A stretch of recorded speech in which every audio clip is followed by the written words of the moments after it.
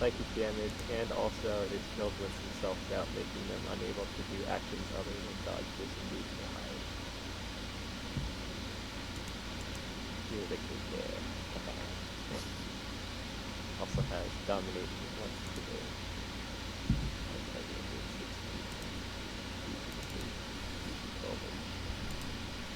Or be charmed by the 5 to 10 minutes. But this is standing with the allies are fighting with you. Charming, issue telepathic commands to choose the target's action. No action is issued, the target dodges. The target takes damage and then another saving.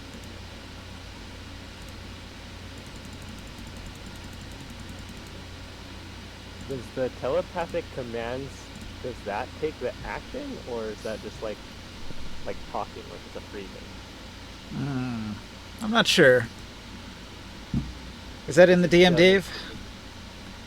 This one is in the Dark Sun Terrors of Athens 5th edition DM. So the claw bit, the dominating. Army, if you telepathic commands to choose the target's action. If no action is issued, the target dodges. If the target takes damage, it may attack another series behind that. Probably an action, since it seems like you're doing stuff with it. There's normally spells that specifically say like what is it, that one sword that you have, Curious, the spiritual weapon or something? It'll tell you like it takes like specifically it takes an opponent's action to make an attack again.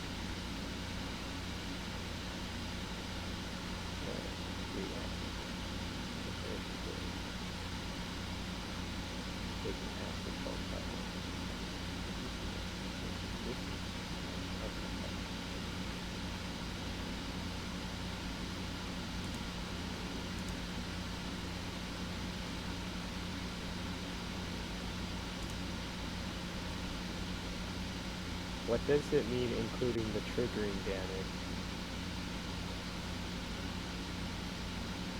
I'm still trying to load it up. I'll have to read it.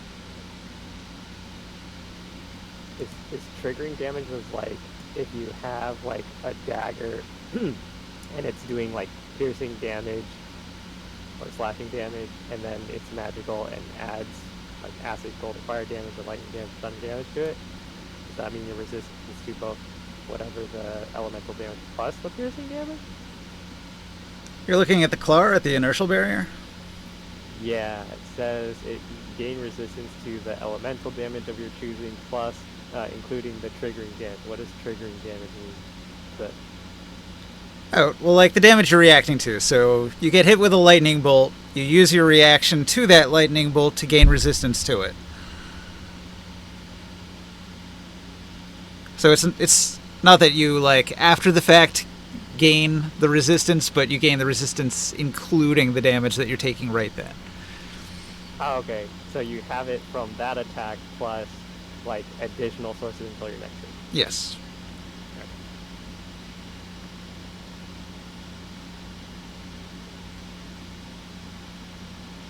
Yeah, everything in that category is under action, so they all take an action. I mean, the domination thing is, like, that's the initial target thing. But is it, like, another action to give the command? Is that what it means? It's concentration for 10 minutes, right? It doesn't say concentration. It just says you target the creature 60 feet, must succeed, and then they just charm for 10 minutes. It doesn't say it's concentration. Huh.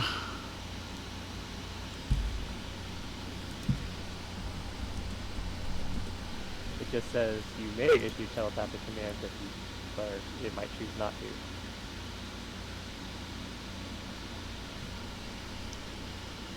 Yeah, I'm looking at Charm. I guess Charm isn't a concentration spell. It's just got a duration. So it's like a weaker Charm person. Okay, good to know.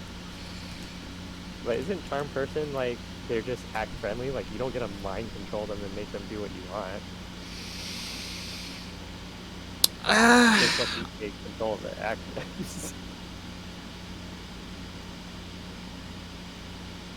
Is there a spell that does that? Is domination? Is there like a Domination is a spell that makes them take a specific action. So it's like a variant on charm.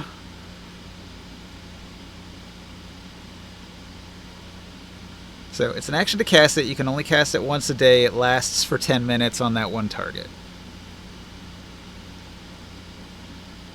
Powerful.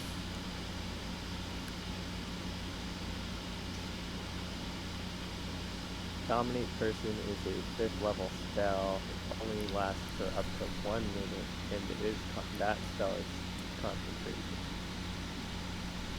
It says roughly the same thing. You beguile a humanoid within range. It must succeed on wisdom saving throw or be charmed. If you or the creatures that are friendly to you are fighting, it has a wisdom saving through while the friendly is charmed. You have held back in range. That's probably why I was thinking that it should have concentration on it, but it doesn't say so. So I guess we can say no. You can use the telepathic link to issue commands to the creature while you are conscious. It specifically says in that one, no action required. Which it does its best to obey. You can specify a simple and general course of action, such as attack that creature, run over there, fetch that object. If the creature completes the order and doesn't receive any further directions from you, it defends itself as best in its ability. The domination the Klar has sounds way better, but it probably won't work very often because the DC is low. Yeah. But if it does work, oh boy, that is a powerful effect. It doesn't even use an action, you just give it a command every turn. 10 minutes? That could be a long fight. So if you're fighting something with a very low wisdom... If the target takes any damage. Sure. But if you hit something with low wisdom and high AC, maybe they won't. Yeah.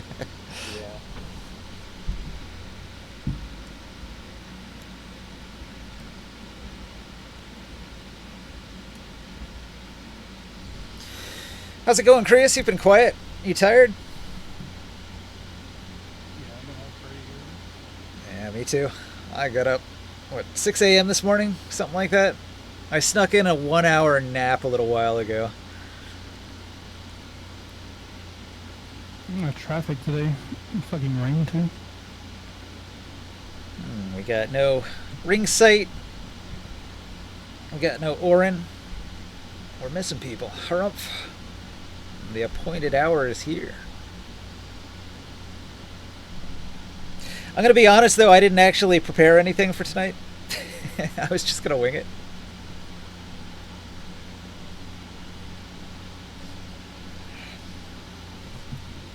I haven't had much time. I haven't really thought about the game. This is like the downtime period. I like to do stuff, but I haven't had much time. Are we still on downtime, or I thought we were kind of going to the what's the Deadlands or something now?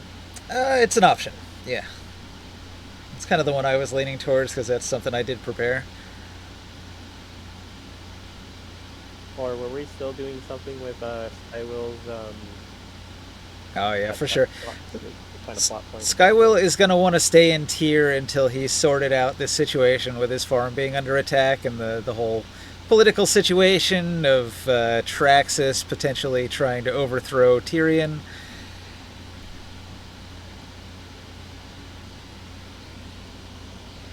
Yeah, there's a Skywill. Alright, we're only missing one person.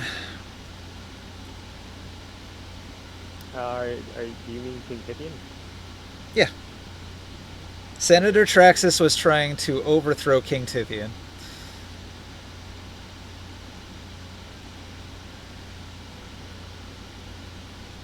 I said Tyrion, right? Yeah. Whoops.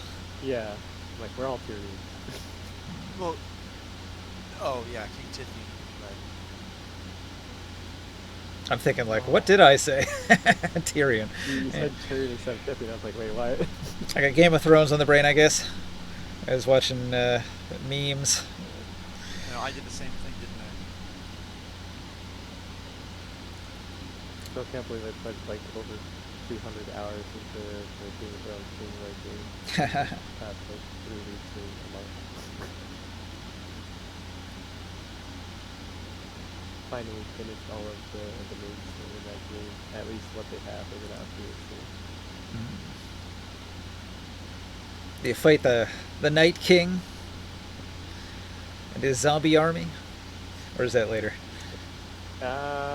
Right now the story takes place before Jon Snow is king in the north. He's like at the Night Watch, and Bolton or Roose Ramsay is. I guess if you could go to the other side of the wall, you could like encounter some undead, but it wouldn't be like the whole army. Oh yeah.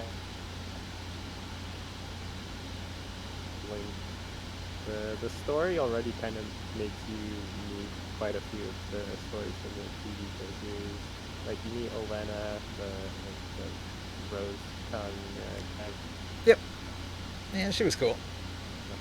You meet and Ramsay Bolton. Yep. You get to meet Jon Snow very briefly, sort of close to the beginning of the game. Yeah, the Boltons, they're the worst.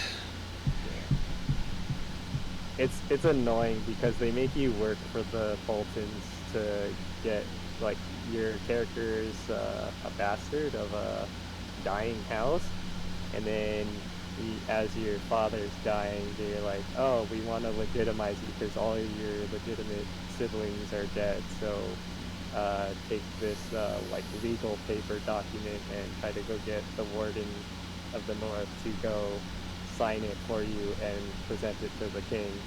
And so before they sign it, they're asking you for a bunch of fucking favors, so you have to go work for them. And I'm like really salty about having to work for the Boltons. Yeah. They are not good people.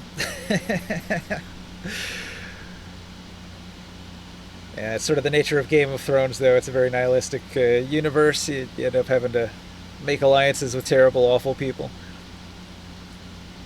That's kind of what I was thinking was going to have to happen here.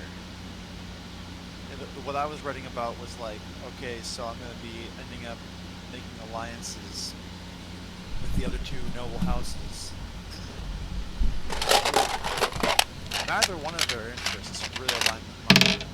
I mean, Minther was the merchant one, right? A lot of them are merchants. Well, yeah, but and the other one is all about, you know, returning to the old ways, which, by my calculations, means slavery, gladiator pits. You know, they liked it better that way. So neither one of those are things that I really appreciate, but at least they're not trying to kill my family. So, or threatening my family. So. I was kind of curious about the whole like freedom thing and like what people were saying about going back to the way things are, which is, would any of the like really poor people that would they prefer this, like would they indentions? prefer either would they? Now, I think it's mostly just the evil nobles that want to re-enslave everybody. I don't think any of the people that used to be slaves are interested in becoming slaves again. That was a pretty bad life. I thought you were saying that some of them kind of were, at least initially when we freed them, they were like, what do we do now? Like, we're jobless and no one's feeding us now. Like, what do we do? Yeah, that's true. That's true. There would be people that don't have like a clue how to live any other way. So that's what I was trying to get across. It's like the idea of institutionalization, like a person who's been in prison for 40 years and gets out, like in the Shawshank Redemption, the old guy, he gets out and he doesn't know what to do with himself. And I was gonna say, like, further to that point, I was just like, is there any people who are like so, I don't know, I guess like destitute or something, where they're like, can I get sacrificed to Boris? Like, I don't want to live anymore this way. It's like, it's fine if I die. Like, I got nothing left to live for, and like, I don't want us to go to war with like another nation because they're mad that our city's not giving up any offerings. Like, I'll be one of the like whatever 100 or 1,000 people that get sacrificed. It's fine. Yeah, I don't think so. Not that I know of. Well, I could understand that there'd be some growing pains in any big change, uh, even with small changes in the economy. You know, like when Blockbuster goes out of business. You know, there's some growing pains associated with that, and so there's room for people to step in and say, "Hey, I've got a solution for you," and people are definitely interested in that. I was reading about how I for Father's Day I went to Starved Rock, this big old state park, lots of amazing canyons and waterfalls, really cool, with the family. And so they one of the placards there was how all these state parks, a bunch of them got a lot of work done initially right near the tail end of the Great Depression. And so one of the things that was done was the CCC, Civil Conservation Engineers. Corps. It's a Civil Conservation Corps. Basically, people were paid $1 a day, given 3 hots and a flop, they said. So 3 square meals and a place to live, and $1 of pay beyond that. But the idea was that, and a lot of state parks get a lot of work that way. So basically my point is that in a similar vein, and this is kind of something that I'd said before, was that, you know, these people could, there could be a lot of job offerings with the mine that Joe was working on. I know that he had the... they have full automation. Full automation going on. Okay, so he's being a bastard, giving them all robot jobs. Yep. So just like in real life. That's right. But I mean, I guess I don't need that many ranch hands, but we definitely employed a bunch of people in terms of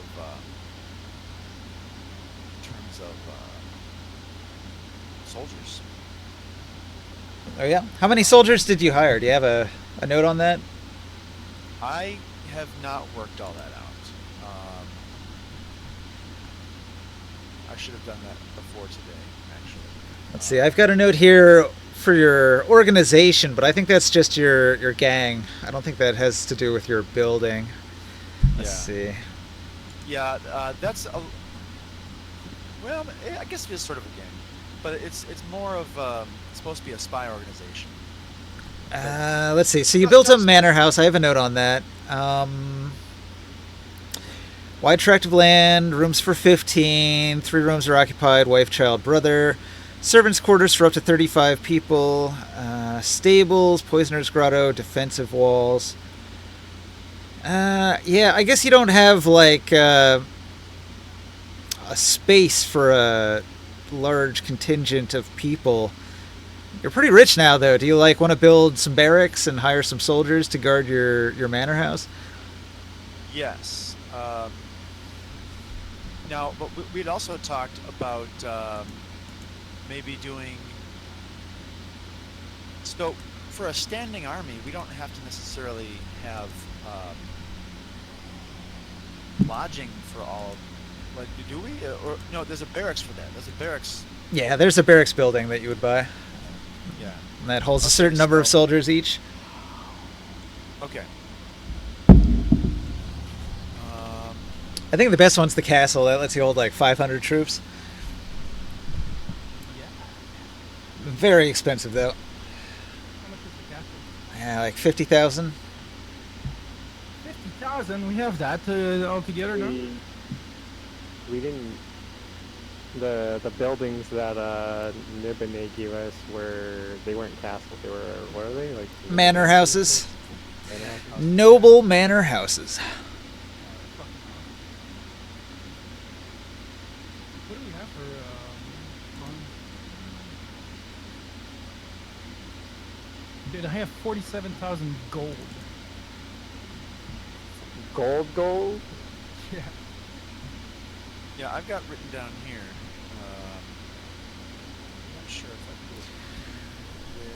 rest. So I got the book open here. You can build a keep or a small castle, and that has room for 450 servants or man-at-arms in like a communal living space. So that's sort of like the cheap option is the keep. You could do or maybe the outpost is the cheaper option. It's got bunks for 225 soldiers and up to 25 officers. Ah, shoot. I had 5,000 gold coins, and then Ninja converted them to 500 diamonds out of 10 gold each. So an outpost is 15,000 ceramic pieces. And then you could hire 250 troops to occupy it.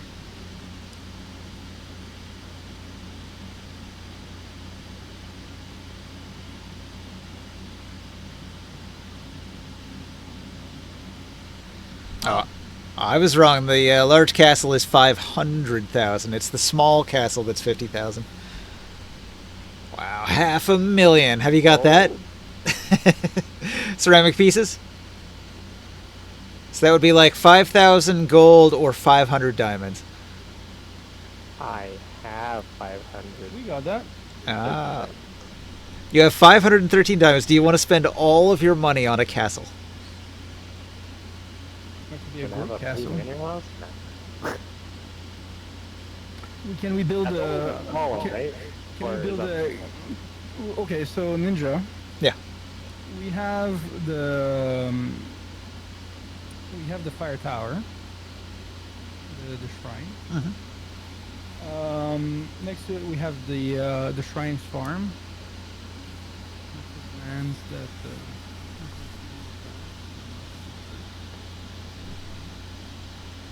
Nearby, there is Oran's farm. Could we combine all of them and build a giant, like a castle around all of it?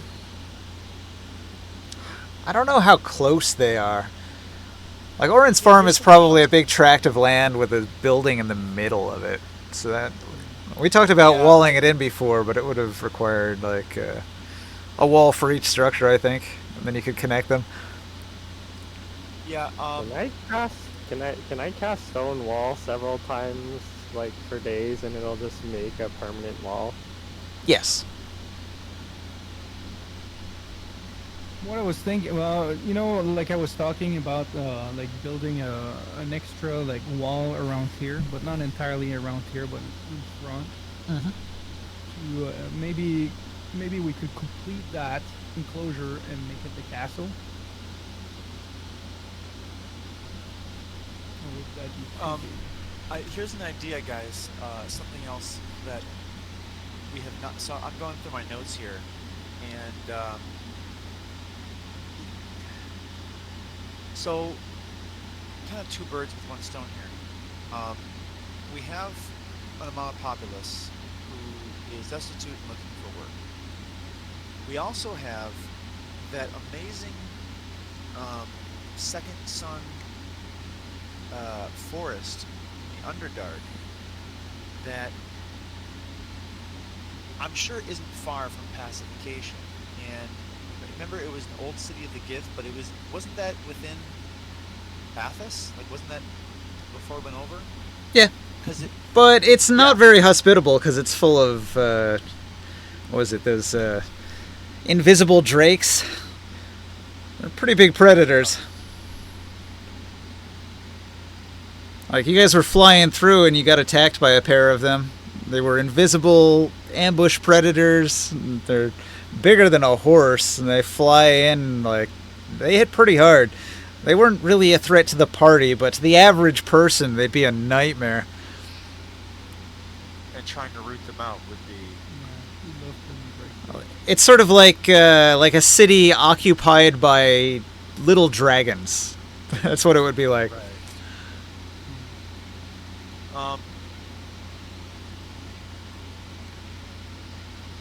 I do sort of wonder if we could get some people to homestead in that and start building that as... Because right now, that's... Well, that's where the Gith and the Earth Clerics are living currently. Yeah, Do you have a smaller map of tier by any chance? Ninja? Smaller than this? No. No. So let me draw something. So the idea. Yeah, I don't know if you can draw on this, can you? All right. Okay. So the idea, I guess, would be to extend the entrance. That's what I was like talking about. Like, Well, bringing tier- in addition. Tier is a giant circle because it's sort of surrounded by a vast open plains. Yeah. You could put a castle out there, but enemies could go around it. Can I? Okay. I don't know how you guys make these icons or maybe these tiles. I could put a tile down right here. So okay, north, yes, this way. So therefore, my ranch would be right here, south of the Smith's district, right here, Oh yeah. kind of this little cut. So I don't know if we wanted to go ahead and make a tile and throw it on the top of the map like this. That's just something for continuity's sake, for understanding where things are. Do we have Yeah. a good image for this? You'll have to give me a minute. Yeah. Give me a moment. I'll work on that. You've got enough to do. I'll work on that. I think I have like a little ranch map. I'm not sure though. I'm just looking through all my mini maps. I have many maps.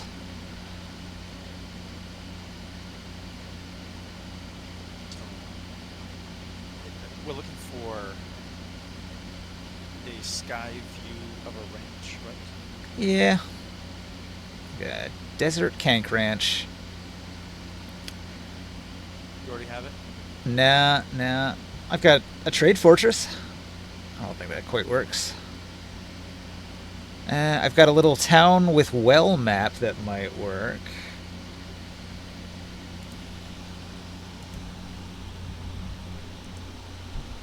Alright, let me upload it. 1 second.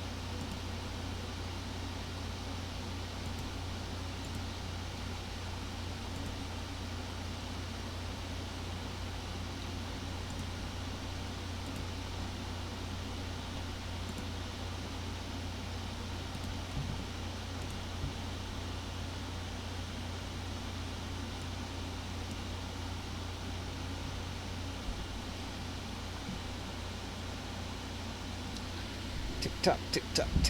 50%. Boy, Imgur is slow today. How big is this image? Damn. I'll put it here in Dark Sun. Shutterstock photo to let you do that. Oh, image subscription? Forget that. Oh my god.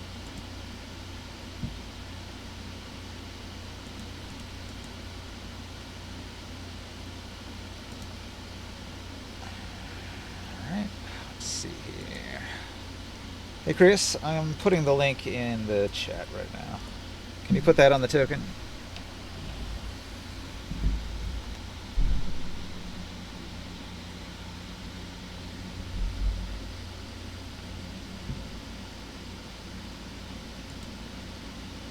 There we go. That works for me. Ooh, that doesn't work though, because that's like a side view of a stock image of an actual ranch.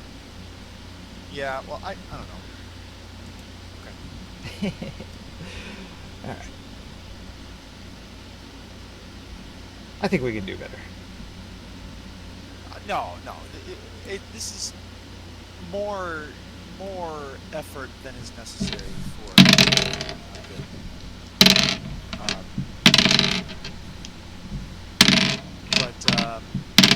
So my interest is more focused on addressing That? You got it? Something like that, Ninja? the shadow of Valak. I don't know where your hand is. I moved it forward. Nah. That works. Can you put it on this? One on a card. I wanted it to lay flat. It's a map. What kind of on the board? Tyler token. Not a figurine.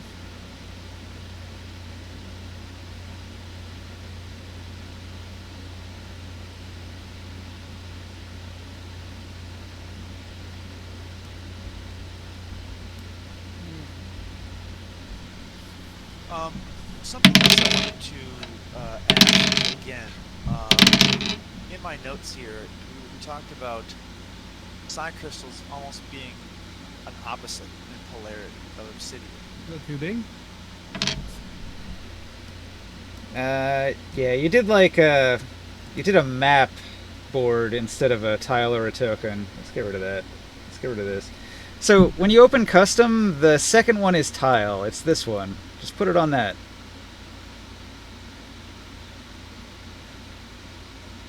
There we go. That's all we need. Sweet, thank you. I can lock it down, and now it's part of the map. Now, one more thing. Are there entrances, like, through the walls here? Like, through the city wall there? No. Because, okay. There are gates. If you're putting your ranch here, it's actually pretty far from the front gate, which is like all the way on the other side.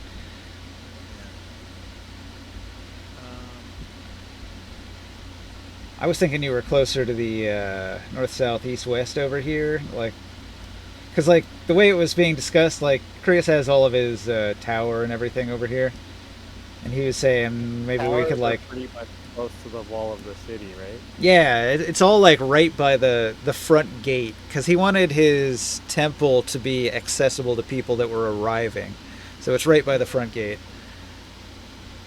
Where we did the giant sacrifice of the pile, of course, after that one. So it's going to be really hard to build a wall around everybody's collective stuff if they're that far apart. That would be a hell of a wall.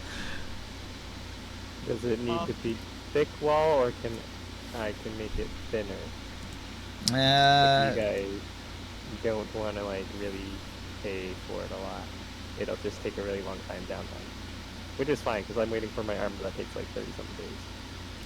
Like, you could basically just make like a wall of rubble, though. It wouldn't be as good as an actual like brick wall that's been built up with fortifications for soldiers to mount it. Like the wall of stone spell says I can make the wall 6 inches or 3 inches or even less than that, and then it says for the thickness of the walls they have 30 hit points per inch of thickness. So it's kind of up to you how sturdy you want the walls. Now you've got the wall of stone spell, but that's not like a hop, skip, and a jump away from the fabricate spell, which so the wall of stone spell can do a lot of work. So long. Or we can just go ahead and build up alongside. The defensive walls that you buy though are 5 feet thick and 20 feet high. So I'm saying that putting the wall of stone up can be a nice start. Like it could be maybe not quite half of that process. But the defensive walls are only that thick because it's like they're actually hollow inside, and then there's just it's more kind of like there's a walkway on top for like soldiers and stuff to like have archers and whatever. It's not really like what you said, like 5 or 6 feet thick of like solid wall, right? No, I think it actually is. I think it's actually a 5 foot thick stone wall. Oh really? It's not like hollow inside where there's a bunch of like room for people to like run through with gates and like storage for arrows and whatnot. So like each stone is a ton or 2 tons type of thing? It's a 5 foot thick, 20 foot high wall that encircles a structure made of wood, stone, or magical force that is within 30 feet of the edge of the structure's physical building.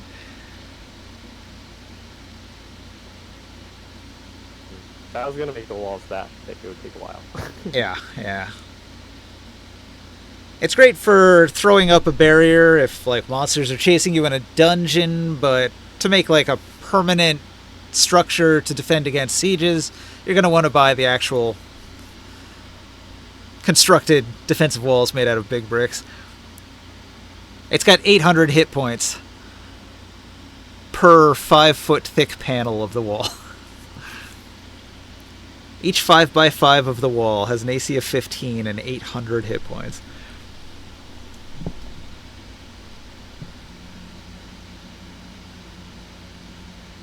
It doesn't really specify the dimensions of the building, though, so I guess it could be kind of large. You see the lines I made? Wait, what? If I made it, you said it only has 800? 800 hit points. If I were to make that with my Wall of Stone spell, the same thickness, it would have 1,800 hit points. Alright, so you could make an even stronger structure with many, many castings of a spell. So I would just have to make it, like, if I even made it half as thick, it would still have 900 hit points. Mm-hmm. It would just take many, many, many castings.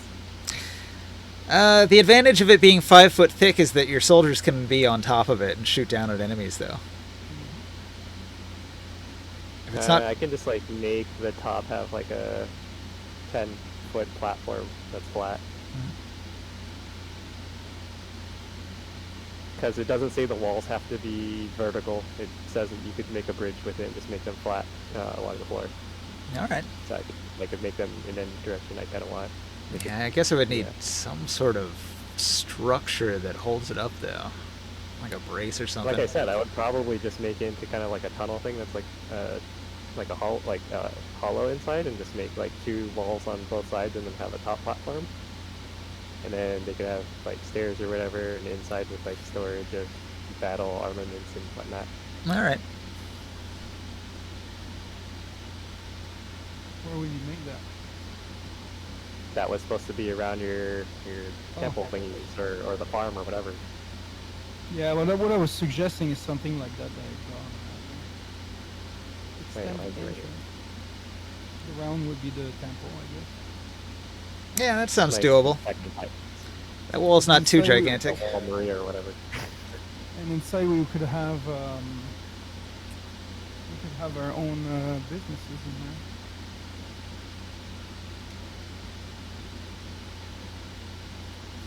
And it's That'll be nice the- because it does say to make the walls permanent, I have to concentrate on the spell for the whole 10 minutes. So that means, but since I have the Ring of 2 spells, I can make 2 walls at a time. And it takes 5th level spell slots. I can Yeah. only do that twice. I can only do 2 spells unless I'm casting it just at higher spells. Then I could do 3, 4. I could do 6 walls a day if I really wanted to. That would be the district of the hero of tier, the heroes of tier. Creating your own district. Huh. Yeah. It's on the poor side of town. No, Okay, we control the main entrance, but we protect it. There was something here How in many the feet of wall book stuff? of Grit and Glory about what's the Stronghold book here, where you can make a escape tunnel. Alright. And so that's something that. Okay, actually, I don't have it saved here. You got. So the escape tunnel is something that I need to build for my ranch to get back into tier. I think it was like 25 GP. Or rather, 2,500. But you know how that goes. I don't know if that's possible. Dig under the wall. Yeah, it's probably fortified so that you can't do that. Because that's a pretty common tactic when you do sieges, is they have sappers that try to undermine your wall and collapse it. So I'm pretty sure Tyr's wall is probably like built under the ground and reinforced with magic. Okay. How tall are the walls? I think you said like 40 or 50 feet. Yeah, 50-foot walls. Okay. if I make mine minor, if I'm making them the 6 foot thick one or 6 inch thick ones, they're only 10 by 10 slabs. I can just keep building them higher on top of each other, but that just takes more time.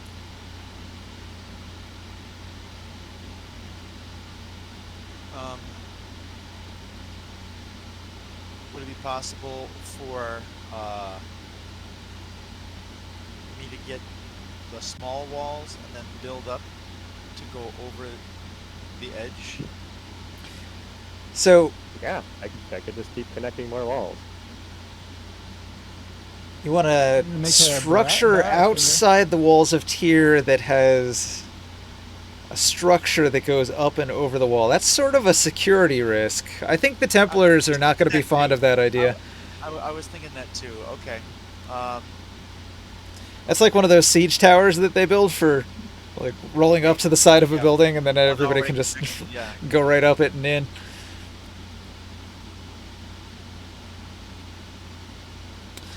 I think like the best thing would be a teleporter. If you could just teleport from your place in there. Yeah. Yeah, but just let me know how, like, That's what's the the bigger security risk. perimeter of the wall, and I could, No, like, it's I could do the rest of, like, calculating the height of stuff and equipment, and then it'll basically tell me how many times I have to cast a spell, and how many days that would take. I'm wondering, like, could you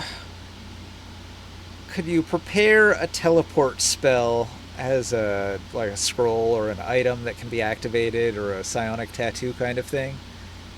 And then you can activate it, and it's just pre-programmed to go to a safe room within the city, and then you could just give one of those tattoos to each of your important people. Yeah.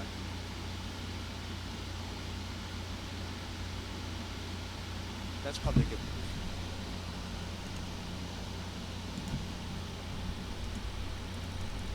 I like that. All right, so making some fucking circle drawing.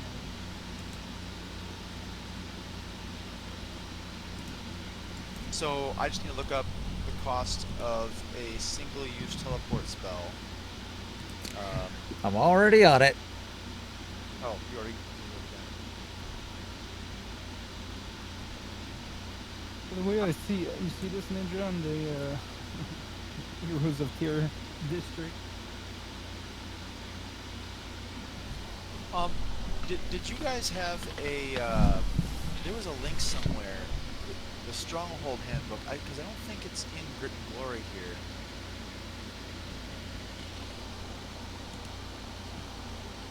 Let's see. It would cost 25,000 for a permanent circle. 25,000 gold or 25,000 ceramic? Ceramic. So 250 gold for a permanent teleport circle. A permanent circle means a permanent teleportation circle whose sigil sequence you know. Associated object means that you possess an object taken from the desired destination within the last 6 months, such as a book from Wizard's Library. Interesting. So you can set it up in a few different ways. I feel like that would be better to go to up that underdark, not Guisanel, but wherever it was. If we were going to go ahead and try to have a beachhead out there. Is there a fire shrine down there? Well, that was the one he said was populated by Gith and Earth Clerics. Yeah, so we can port back over there. But it had such amazing foliage and. What I'm saying is that if there's a fire shrine over there, I set up an area where I can teleport us back over there.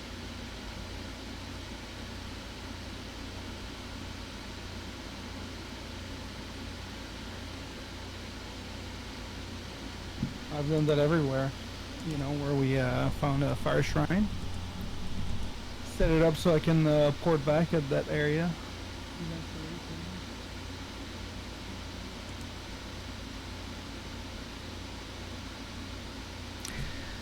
Let's see. Teleportation circle, 10-foot diameter circle that stays open for a full round.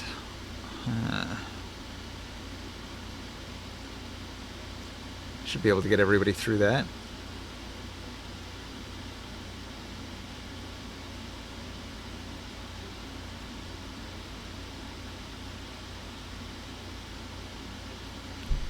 there's some interesting ways people are handling it on the internet, on the forums. But yeah, I would say you could build it for 25,000. Pricey, but it is a high-level spell. Yeah, that's a lot more. It's about 10 times the cost of what I was trying to build, and it's a lot more powerful than what I planned to build too. So the other option, the psionic tattoos, would be a tenth of that, but they're one use only, and then you'd have to pay to get new ones after they're used up. So that would be 25 gold per family member, like an insurance. They just slap their tattoo and teleport into the city. I feel like we could also do something, modify such a spell, such that, like,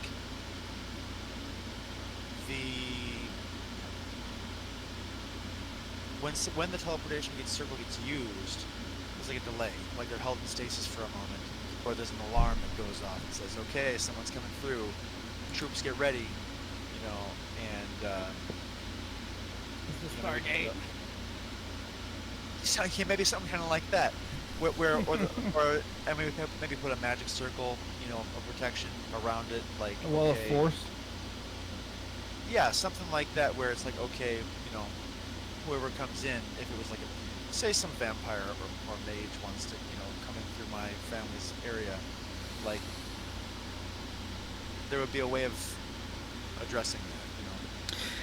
It's not explicitly stated in the spell description, but I feel like the teleportation circle needs an activation trigger. I would say like a magic word that you say at it that opens it up so you can step through it, and so it works like a password. So nobody who doesn't know the word to use to open your portal would be able to access it unless they spy on you and overhear it. So that gives you a little bit of security. But you might want to put defenses at the other end in case somebody does figure out your secret code.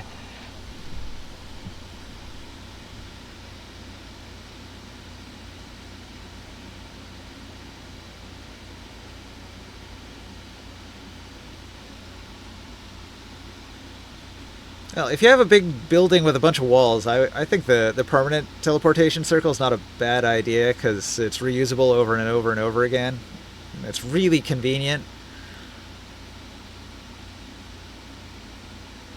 We have so many ways of traveling now. Yep. Airships, teleporters, magic Teleport mirrors. shrines.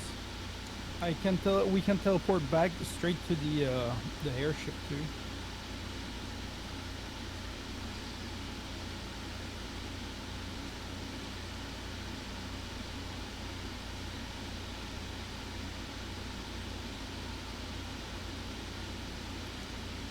You're calculating the size of your building.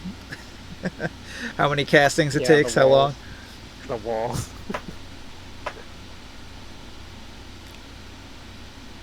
So if I make a 20-foot wall, like lengthwise, and this is only 10 foot high,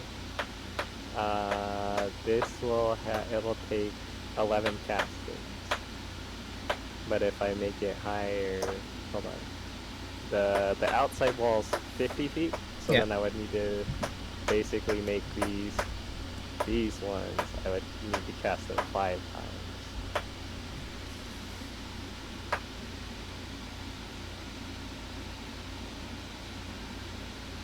What kind of spell is that? What's the spell you're casting? Stone wall several times over and over. So this is a 3-inch 10 by 20. So if I make it 50 by 50 feet tall by 20 inches long to match the height of the outside, the other wall, and then it's a thin wall for the inside.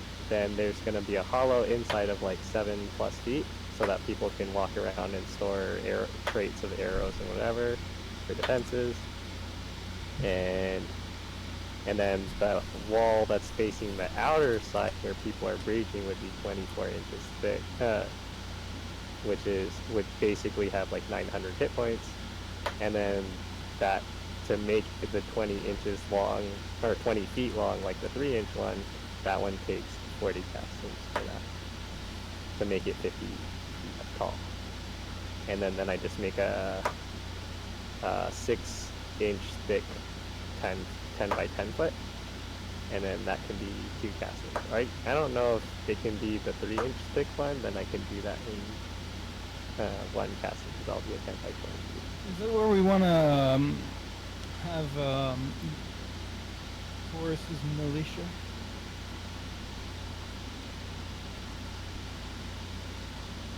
They're going to take a long time to train. They're not ready yet. We're training our guys too, no? Yeah, probably. I don't know how much time has passed yet, though. We haven't really decided on a downtime duration yet. Yeah. Well, I want to. At some point, we were talking about like training. Everyone was going to train some people. Yeah. And for me, it was all clerics, pretty much.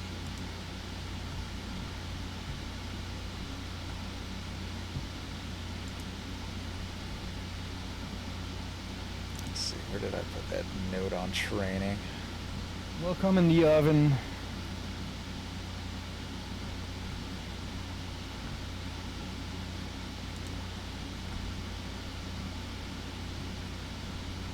Training Academy. A training academy requires a combat ring for pressure testing fighters, or a library for testing wizards, or a theater for testing bards. Each class might have a different requirement. Barracks where the troops can rest and recover from training. Cavalry will require adequate space for the animals and grooms to care for them. A dining hall provides inspiration, which can ensure that the troops pass their instruction check.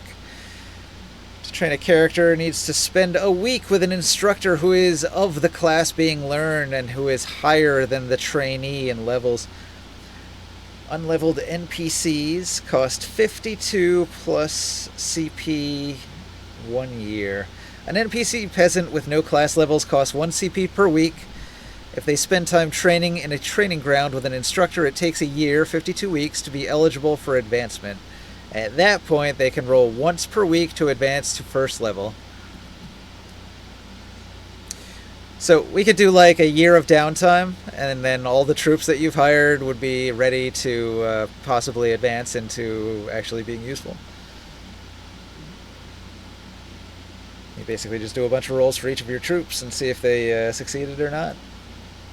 I can't find the Stronghold book you had shared. I see it's not in. I don't think it's here in Grit and Glory here. I did roll my troops like a while ago.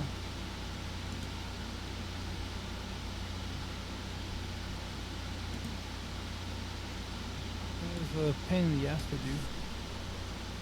Yeah, it's too big to drop in here. There's so many rolls to do. You gotta keep track. And my plan was to train a certain amount of people to a certain level, and then have them train other people, and then it's exponential at that point. Fortresses, temples, and strongholds.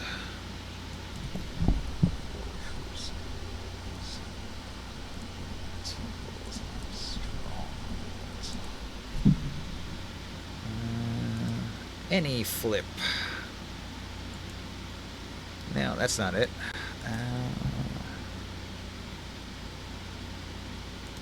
Reddit. Is this the one? DM's Guide. Oh, that one's for sale. Ruh-roh.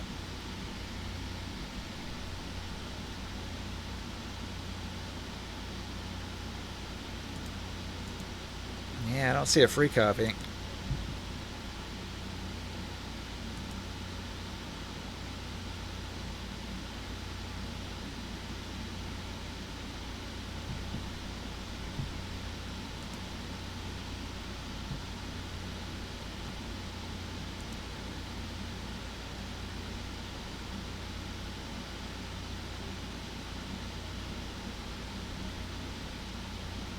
Yeah, I used to be able to find this book, but I can't.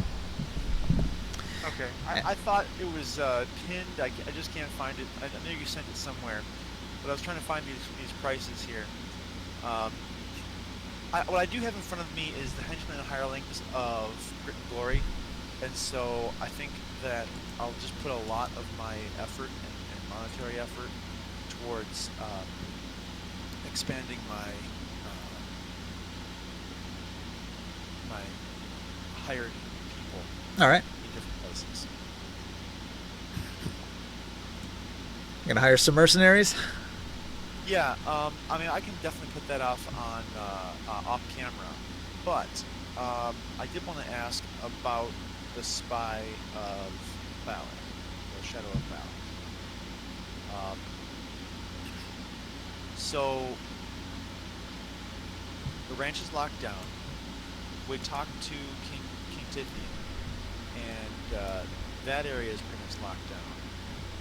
But now we still have to go find this assassin.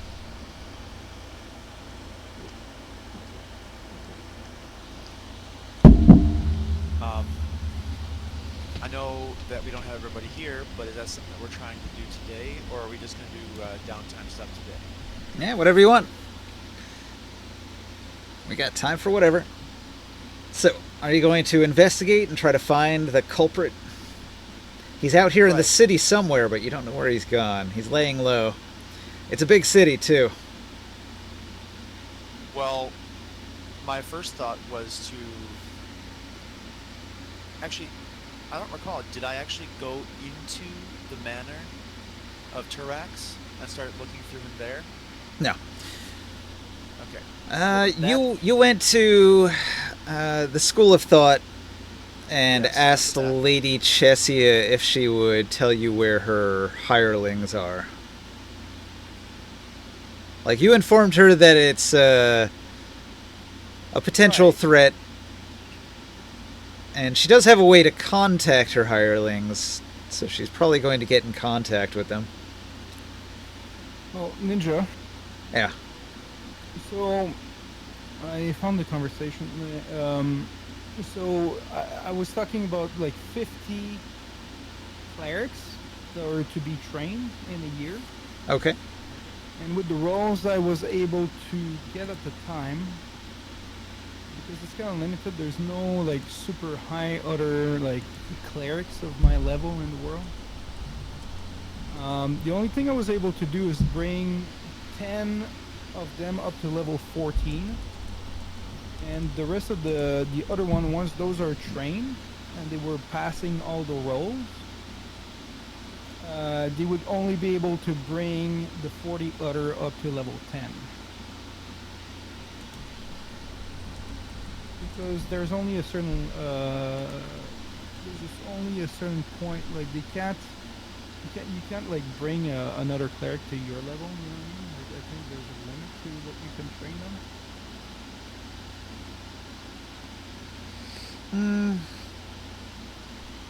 Yeah. Because what you can do is you can use your clerics that you train to level like level 14, and use them to level up the other ones during the rest of that time. Once they're up to that point, because they can participate, they can help with the training. That's the only way I was able to get it done. And there's a shitload of roles to make it happen. You need to be able to, keep track of each one of them, and Seems like a lot of clerics. The levels seem kind of high, too. Can you really train them that high? I think you can only train them to up to like 4 levels below you, 4 or 5 levels below you. Now I'm level 18. There's a maximum to which you can level up through like full training if you're going with 2-week training. Like, you need an instructor for each trainee. Yeah, you can bring you can bring yourself like several one of them, and then have them start training other clerics. I'm just thinking, like, so you start a year and you train one person, and you're level 18, so you can train them up to level 14 potentially, but that's just one student that could possibly get to level 14. And how many clerics do you have that were like just found that joined your crew? And what level are they? Oh, I don't know that. But that's the conversation we're having right now. So let's see. Do I have that information?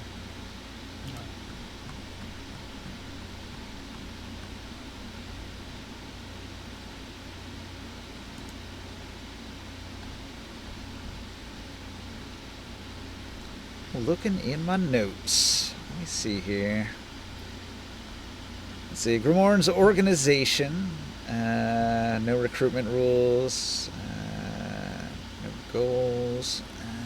Members. One dragon. Yeah, I don't have good information on specific people. So, if you don't have clerics to do the training, it's like, I don't see how you're getting 50 people up to level 14 or 10. Yeah, no, I'm just saying, when I was doing the role, like, we were talking about, like, the course, like, having, like, 200 or something soldiers. And I was doing the math and the rules for if I wanted to have, like, many players. Yeah. I think we just missed some prerequisites there. Well, that's the thing, though, like, through all this time, though, it's like, we haven't, like, really done roles or anything. Like, I've been always, like... Yeah, we put it to the back burner. Yeah, I've been always, like, spending money in getting pilgrimage. Yeah. And attracting people and enrolling them. You know, we've always talked about, you know, people in the city and clerics and stuff like that, but, like, I don't know, we don't have, like, specific numbers or, like, an estimate of what level they might be now. Alright. That's something that, if we want to continue, we have to, Need to calculate how many pilgrims come to the temple. How many feet of wall are we? How many can be recruited? Perimeter, like lengthwise. a small district. On this map? This is a really big map. You Like, can how see the... wide is the road? I can use that as an approximation. This is like a 150 10-foot feet. wide road, or... 150 feet from here to here. Wait, from where to where? Here to here. 150 feet. Oh, there's the... Okay. It's a big map. Okay. So... The front wall is like, almost each like wall is about, like, 100? So you want 300 feet of wall. Okay. Is this the fire temple that you've got on the front? Yeah, they're trying to work out how to defend it. Yeah, and we have the farm behind it, and then the other square would be, like, I guess the barrack. If I was the only one working on this wall, it would take 120 days of construction. That's not actually too bad. So if you guys are just doing downtime of training people, and the time for this doesn't even take a long time. It only takes me, with double casting, it only takes 30 minutes of concentrating to make the walls permanent, and then I have the rest of the time to do anything else. So if we're still doing, like, training a bunch of people to be, like, druids and whatever, like, I could technically do that too, at the same time of the days of the downtime.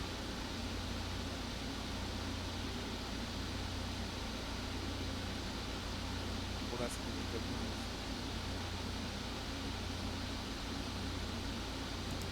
I don't know I- if I have- Orin would be doing downtime stuff like that, or Oh, if he's going straight into his, like, investigation with the Well, security of your farm thing.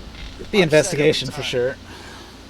that I've got lots of these things planned for downtime, but the investigation I feel like needs to happen first before we,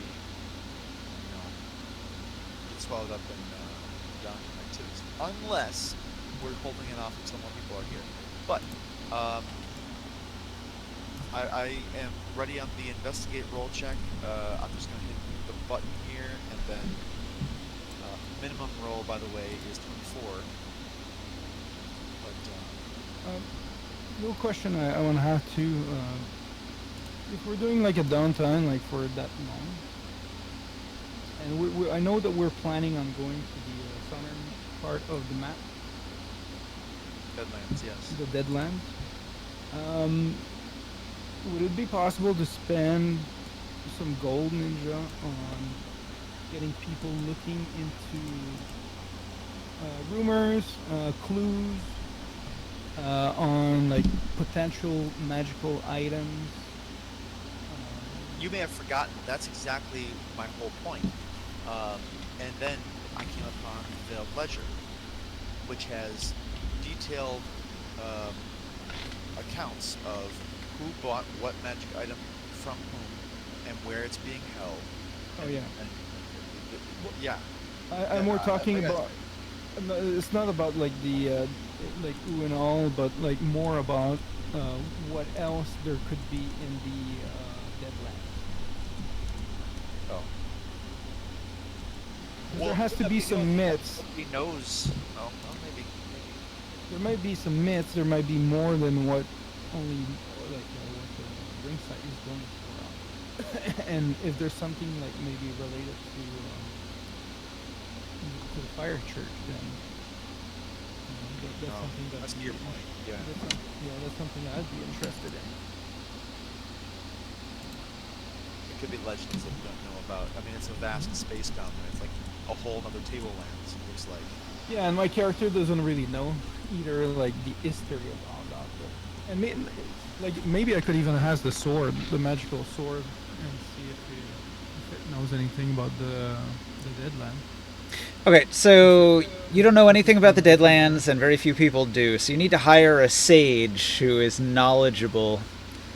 You can hire a sage for 20 GP, and then they have to do research for a period of time. 20 gold piece. And you can hire multiple sages, and it'll improve your chances that they'll be successful. So how many sages do you want to hire? I'm gonna hire 5 of them.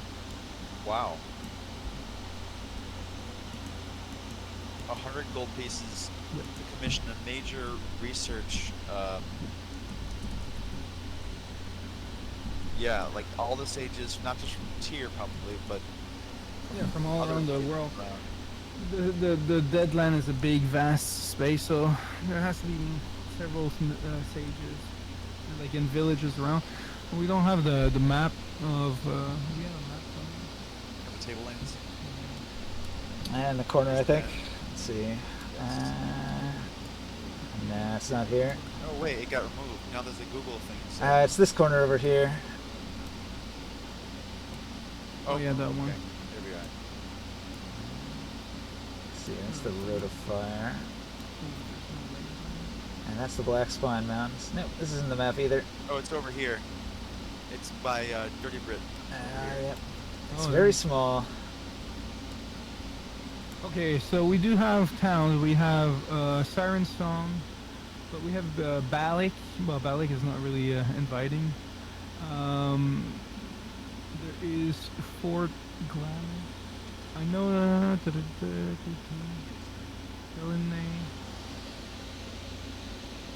Okay, so what is it called? Lidopolis. Lidopolis. Yeah, those are towns with a lot of dwarfs. Yep. The dwarves are fighting the giants out there. They might have a sage in the area, maybe a sage from Crimson Monolith.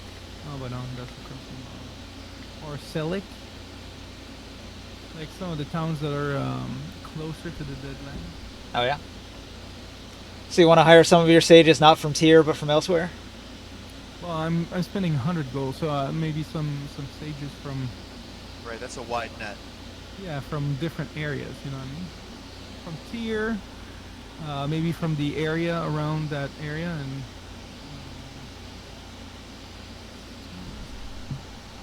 There's gonna be like I imagine there's gonna be a line of people applying for these positions and trying to say, "Oh, I know all about the Deadlands. My uncle's uncle, he was, was born out there."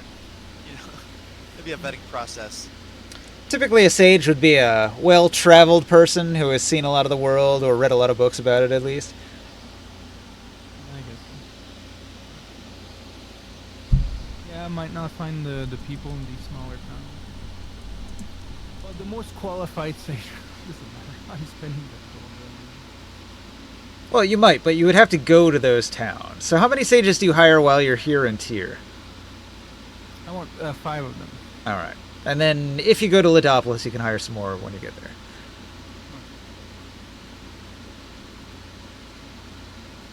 Put some research efforts in that while we're doing our other thing. Hey, Will, what was your investigate roll? 24. 24.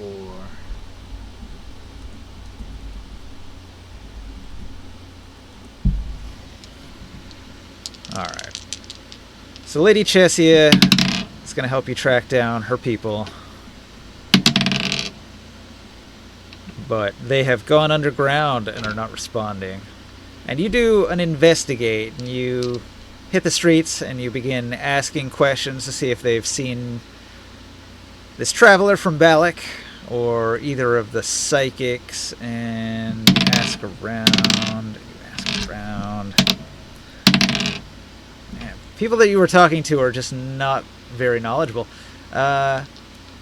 Unfortunately, your investigation only comes up with one piece of information. Somebody might have seen them going to a part of town near the Merchant District. Okay. I head there. Specifically by House Revere. Their holdings. And I'm going to go in invisibly. I don't know what time of day it is, but I'm going to... Pick. It's up to you. You can go during the day, or you can wait until nightfall. Well, if I recall, I'm running on almost no sleep, having gotten to an audience with the king around, like, right before noon, I think it was.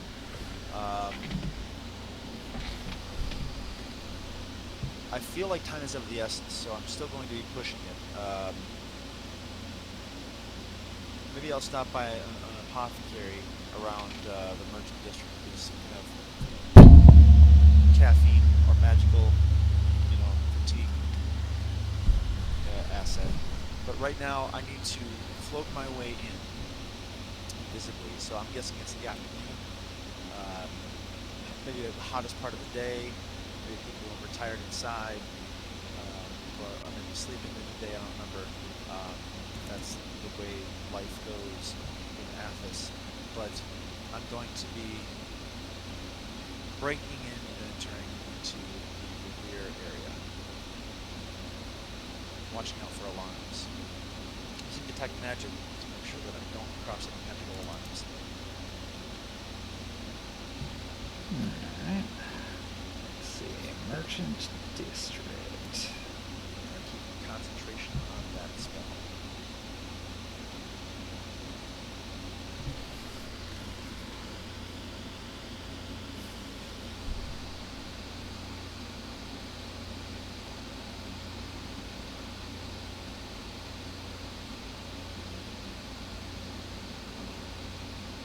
Alright. House Revere. It's got a silver josel on a blue field. What time of day did you say? So I'm guessing it's like 3 o'clock at this point, as I've been doing my investigating. It's been a few hours since we've left our audience with King Tithian. But I've hit the streets and I've finally come to House Revere's area of the Merchant District. So sometime in the afternoon, there's likely to be quite a lot of activity around the merchant house.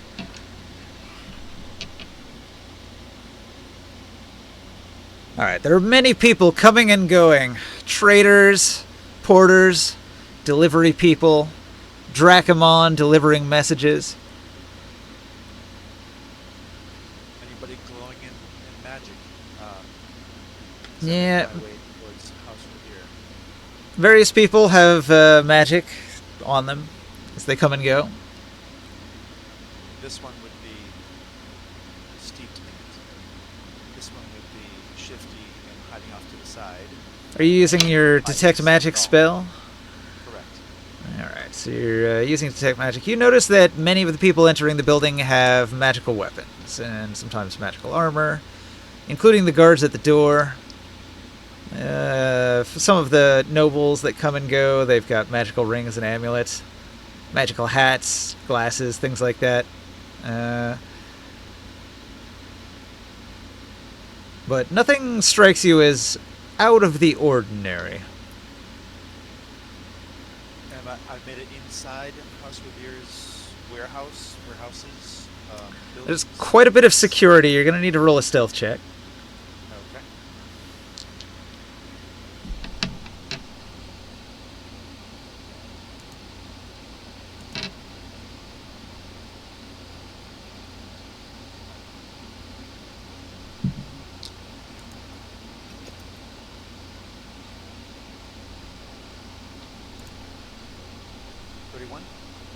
One's good.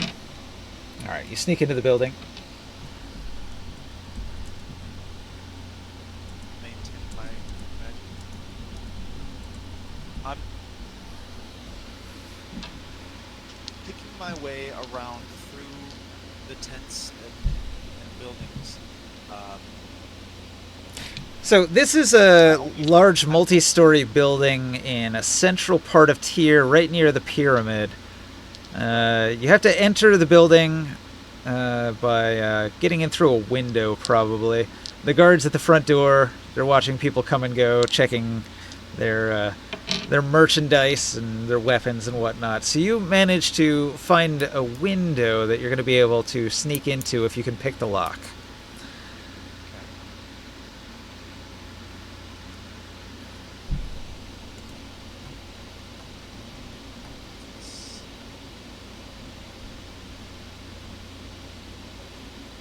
Okay. So I'm picking the lock. I'm watching for magical traps. 32. I'm gonna pick lock. 32.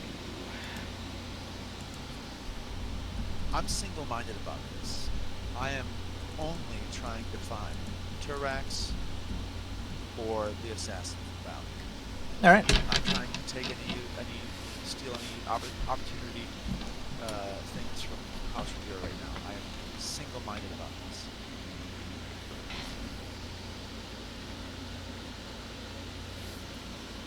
All right. There are various rooms where people are holding different meetings. There's a waiting area where various people are waiting to be met with by the officials of House Wavir. Eventually, you're able to sneak into the main area where the leadership of House Wavir is in discussion, and you're able to overhear a snippet of information that they have an agent in the field, and he is currently in the Noble District. I'm going to telepathically speak to you all. My friends. House Revere says they have an agent in the field. I feel that it could be none other than the assassin from Valley. They say that he's in the Noble's District.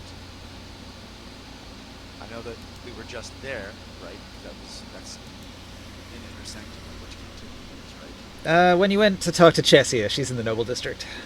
Oh, Chessia, okay. So north of our division. Well, no wait. South of it. To the west, the other side of the pyramid, near the Golden Tower.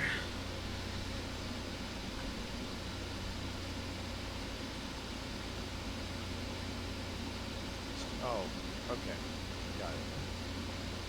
Alright, anyway. I hope to meet you there. I say that telepathically. Alright, so the party meets up in the Noble District, right? Did Taro ever get here? He did not.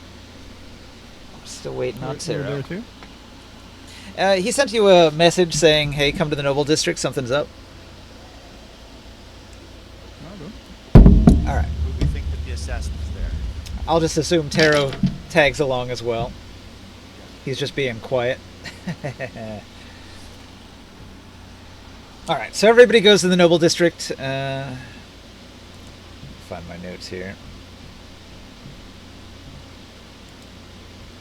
And Taro's not in the Discord call.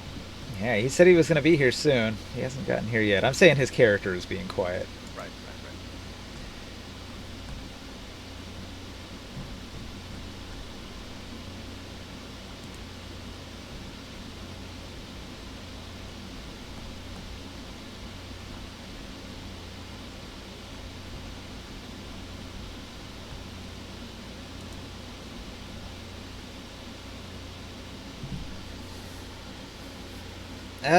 Okay, so apparently they are meeting with Before I leave, Templar Dark in the Noble District, so that's where you can find them.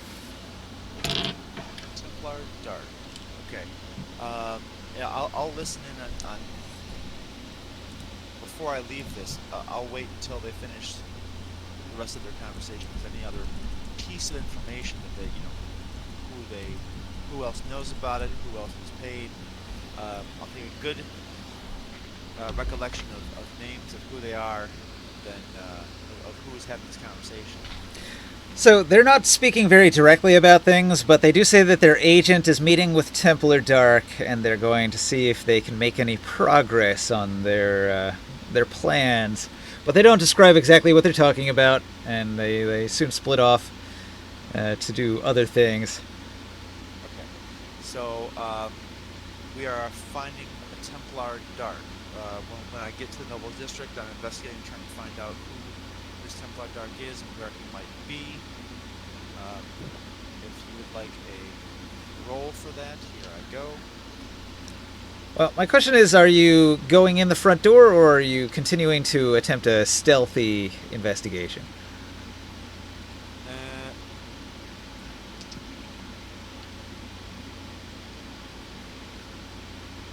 I know what to do. I have many informants in this field of tier. The number of people I have in tier is... Okay, I'll find that in a little bit here. But this is a long list of names. But I'm going to assume I have one as the Noble District. And what I'll do is I'll blow another dice to reset my telepathy and contact... Oh, wait. That's not how my telepathy works. That's within 30 feet. I can't just go for the person and go talk to them. But I can go talk to them specifically, and I can go seek them out. He would know the police, the Templars that work in his district, and have a clue as to where to find them. Templar Dark is real easy to find. He works at the Ministry of Intelligence. He's like the High Templar, like the spy master of the city. Oh, so someone that I'd normally be working closely with, I suppose. No, you've never interacted with Templar Dark? Not once, not ever. A very secretive man. Okay.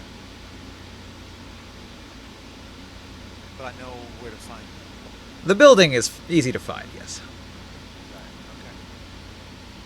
So somewhere in this large, imposing stone structure, there's a meeting happening between Templar Dark and an agent of House Wavir that you suspect to be a Balakan spy here to do an assassination. So that's it. We are breaking into the CIA. Basically. Spy Correct. of Tyr. So I'm asking, are you going in the front door as the hero of Tyr requesting a meeting, or do you sneak in? Well, of course I have to sneak in because now they are enemies. They are not going to be acting in my benefit. All right. I have to. The whole structure is compromised. All right, so we're going to need a stealth to bypass the guards, and then we're going to need a lockpick to infiltrate the building. Okay. So here comes the stealth to get in. And 27. All right, the guards don't notice. They're keeping a good watch, but you sneak past. Okay. Lockpick 30. No problem. Click, click. Now, we're coming in some side entrance. I'm going to be bringing in Grimoire and morgue All right. and weak side. You find yourself in a small, unused, dark, dimly lit interior room. A little bit of light coming in through the window you just broke in through. Nobody's here. There's another door on the inside which connects to a hallway within the building. I'd like to believe I kept concentration this entire time on detect magic, but I probably don't have it anymore. Do you guys have that? I probably would have lost concentration in time travel. Earth to Grimorn. What up? You guys have detect magic practice. Yes. Okay. I will need your help to from magic traps. I have no maybe. That could be handy too if there is an alarm. I got it. I activate detect magic. Okay. Using Detect Magic, you can tell that this room has fairly mundane things in it. There's a chalkboard, and there's some desks.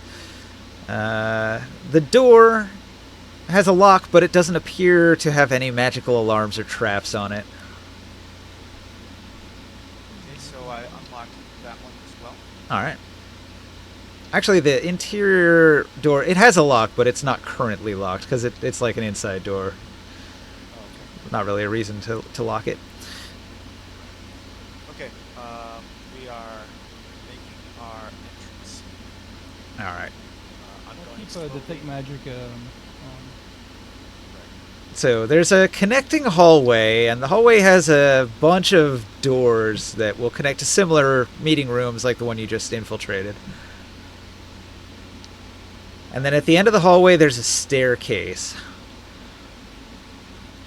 Floating down, listening for Templar Dark. Okay. Do you want to listen at each door? You can roll an investigate, I guess, to listen.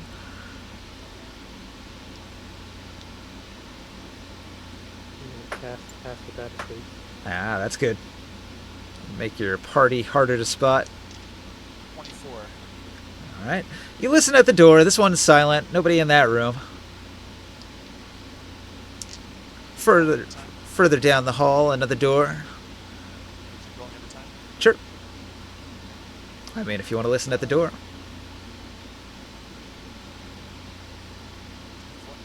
24, another success. This room also silent. Nobody in it. 4. Ah. Minimum roll. The third door here, you hear some voices on the other side. I don't know the voice of Templar Dark, so how to? I hear voices. Now I telepathically point out to you that this door has voices. My friends, is there any way that you can tell what's going on there without opening the door? It sounds like there's Okay. several people discussing something on the other side. They seem to be discussing what sounds like security reports from the local area.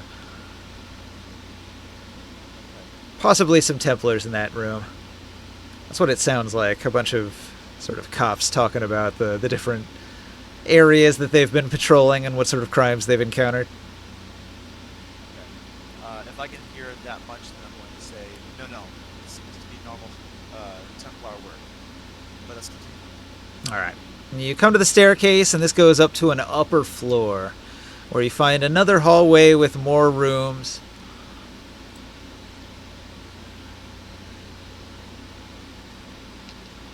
33. Alright. Another empty room. No voices on the other side.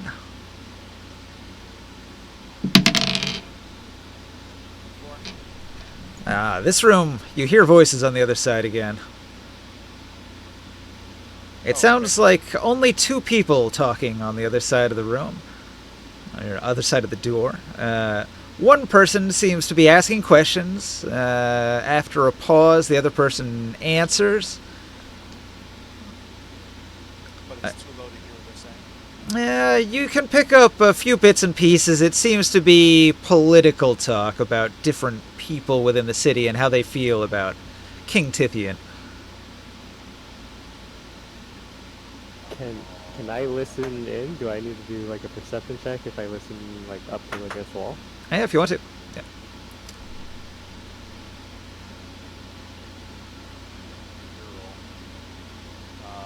I feel like this is a room. I feel like this is worth opening the door for. 24. With a 24, you can also overhear the voices on the other side of the door. You hear sort of an accented voice, a bit of an Italian-sounding voice, A and non-Syrian voice? yeah, like a Balakan voice, and Balakan. the Balakan is asking the other voice about King Tithian and the various senators. And when Templar Dark replies to this person, he seems hesitant to give very much information. Being a spy master, he's not one to have loose lips, so he's giving cagey answers. Actually, one thing before we enter here, what I would like to do is, this is an upper floor, you said, right? Yeah. You're in the upstairs of the building.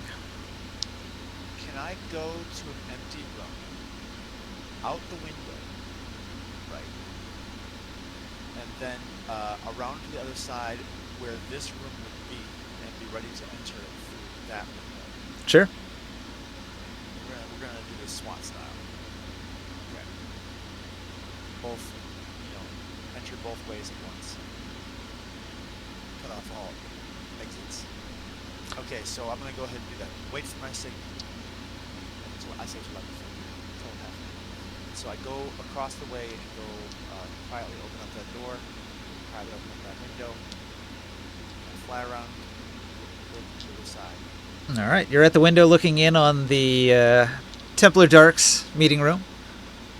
Is the window open? No, it is not. Is it locked? Yes. Okay. Here is the unlock roll. And I want to do that silently. So 43 in the unlock. I want to do that silently. So because they're not here. This is a challenge because the Balakan spy will probably have very good perception. But the minimum roll is a +6. So he may. All right. So you very quietly open the window. There's a curtain, so it sort of conceals what you're doing a little bit. Okay. My friends, the window is open. I am ready. All right. So Templar Dark is telling this Balakan agent, "I'm growing tired of your questions. I have other business to attend to, so if you have no further questions, I wish you would give me your leave so that I can return to my duties." And the Balakan agent says, "I'll be back. We have more to discuss. You have to understand that House Wavir has certain demands, and if they're not met, it will affect the economy." And Templar Dark says, "Oh, you're making threats now? Is this what House Wavir has sent you to do?" And the agent says, No threats. I'm simply saying it would be bad for the economy."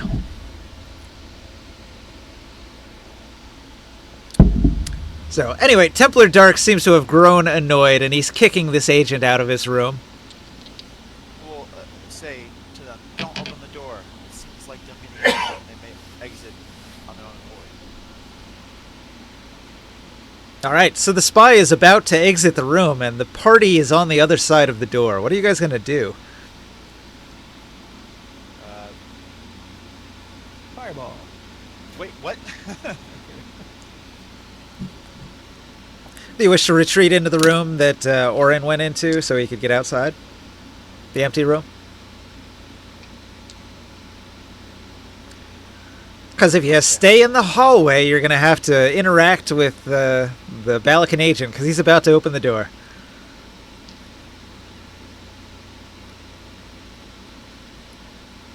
Side. Long? Grimoire? Ringsight says, I don't want to get caught, and he goes into the room. Alright. Yeah, I don't want to be caught either. I'll follow the line. We hide in the room. Yeah, okay. So everybody Hide in goes the into the closet. side room. I'm gonna hide in the closet. All right. Moments later, the door pops open and the Balakan agent steps out. He goes to another door and he knocks on it. And a couple of men come out and he says, "This was a waste of time. Follow me. We have other things to attend to." And the three men leave. Wait. Whoa. So, my understanding, Templar Dark stays in his room.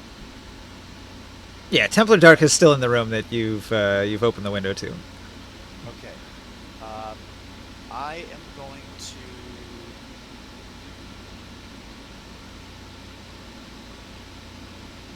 leave that window. No, well, actually, close it. Quietly. Fly back over and go to the entrance of the building and ask Grimoire, can you follow them at a distance to make sure that they are exiting the building to the front? If not, let me know. So I'm going to try and meet them at the entrance. All right.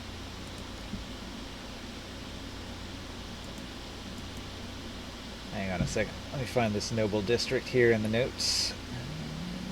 Noble district.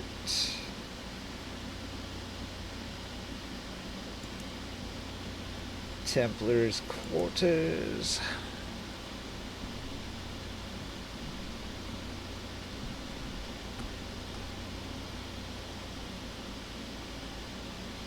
Can any of you make non-lethal attacks? Can't you always do that? Yeah. No, but like, I was thinking like a knockout fireball type. No, that's not a thing. I can make it a silent fireball.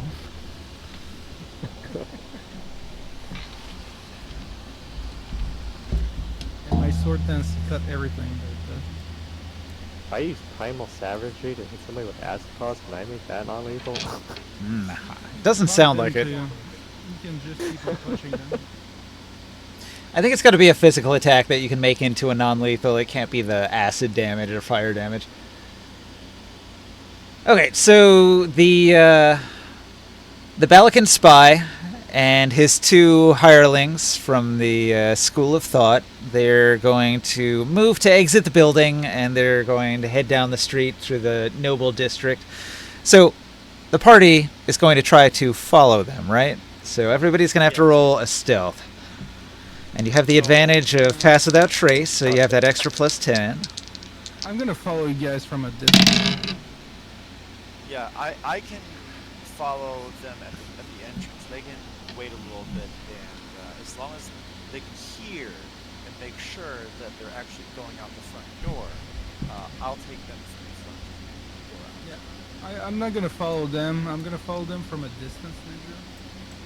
And I'll jump on the flying carpet. Oh, frick. My, My old bones are creaking. My stealth is pretty. You don't need any stealth. Right, so just stay in the room. Don't even try. Yeah, let me know when to come in. I'll be at a distance.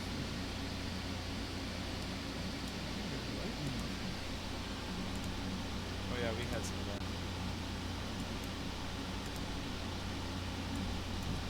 I got a pretty heavy armor on. I rolled on that one. Old Morg bones are cracking as he walks. Just run into a rat. All right. So the party follows. What was everyone's stealth? 30. 14. All right. Everybody. 14, that's even with the plus 10? Yeah, I rolled that one. Oh I guided my god. myself. So they hear like a window clattering open upstairs as they're like walking down the steps or something. Well, this was a sneak roll that was more like moving through the streets, not at the building that you were at. Oh, okay. Yeah, so like they left the building and they're heading to some location that's out in the Smith district. There's a warehouse, and they head there. I don't know if I want to let it go that far. Are you gonna try to stop them in the Noble district before they get there? I was gonna just take it down in the streets. I mean, I wasn't gonna do it right outside the intelligence office, but because the guards have a problem with that. Yeah, there's a lot of guards in the Noble district, so if you start a battle here, it's going to draw attention. And I will be the aggressor. You need some poisons that paralyze. Huh.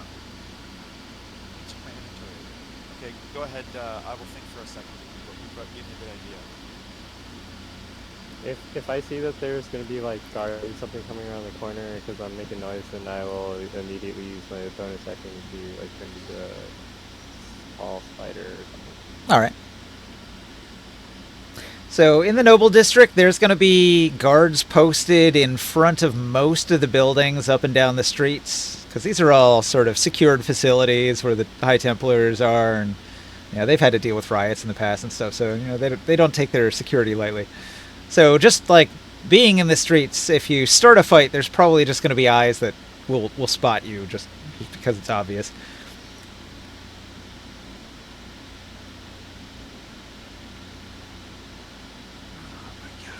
Okay. So, okay, tell me what the consequences of these rolls are. Like, I'm following them quite well, but they're trying to follow up behind and trying to catch up, and they're going to notice the fact that they're being followed by Grimorn, maybe on a carpet or something, or not Grimorn, Morg. Yeah, they're going to notice Morg is following them. One of the scions that's with the Balakan spy. He's sort of just keeping an eye on things, and he alerts the spy that they might be being followed. So now that they've caught on, do you wish to spring your trap and pop out at them, or do you wish to let them flee and give chase? A couple options there. At this point, I want to. Okay, so first of all, when you said this, we're still out in the street, or are they ducking into a warehouse at that moment when you say this? So if you're looking at the map at the Noble District here, let's say Templar Dark is at like this one maybe.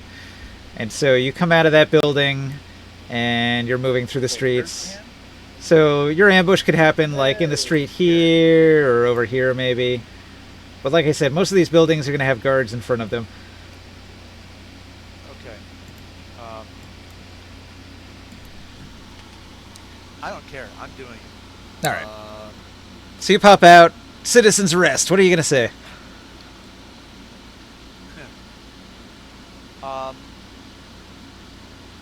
So I'm going to initiate the grapple first with the Balakan spy and make sure that he can't teleport away or something.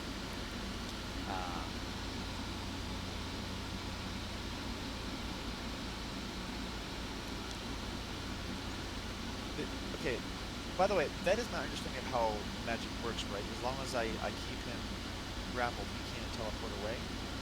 It depends on if teleport requires somatic component. I think it does. Okay, I think teleport was only verbal, but silent takedown, I can do that maybe, because then he can't talk. I'm looking at the stats here. Try silent takedown. Yeah, you're right. It is only verbal. So yeah, if you can cover his mouth, he won't be able to cast it. Okay, silent takedown is my goal. So he's going to start combat being grappled. Here's my roll for that. I don't know if it needs a roll, but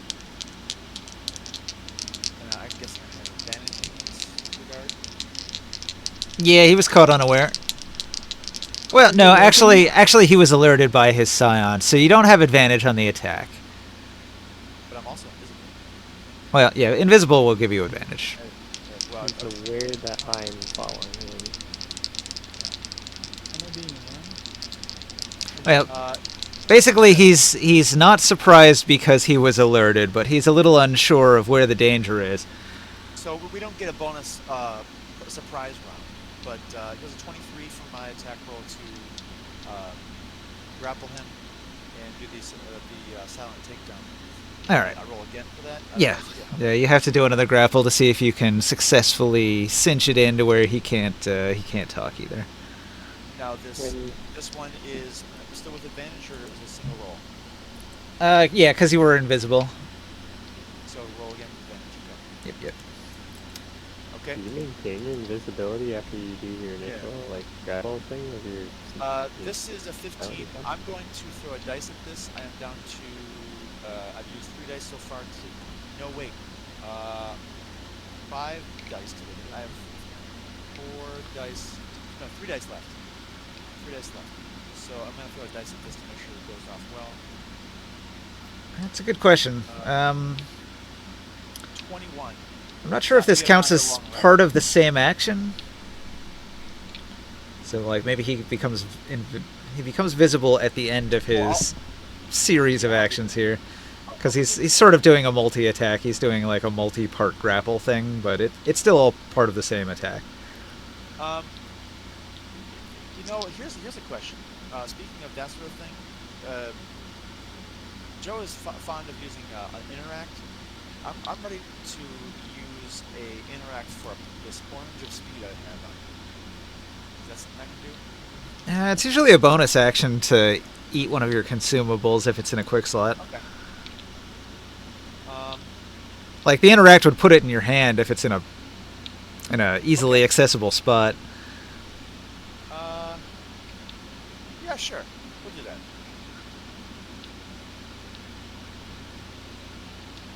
I'm crossing off my list.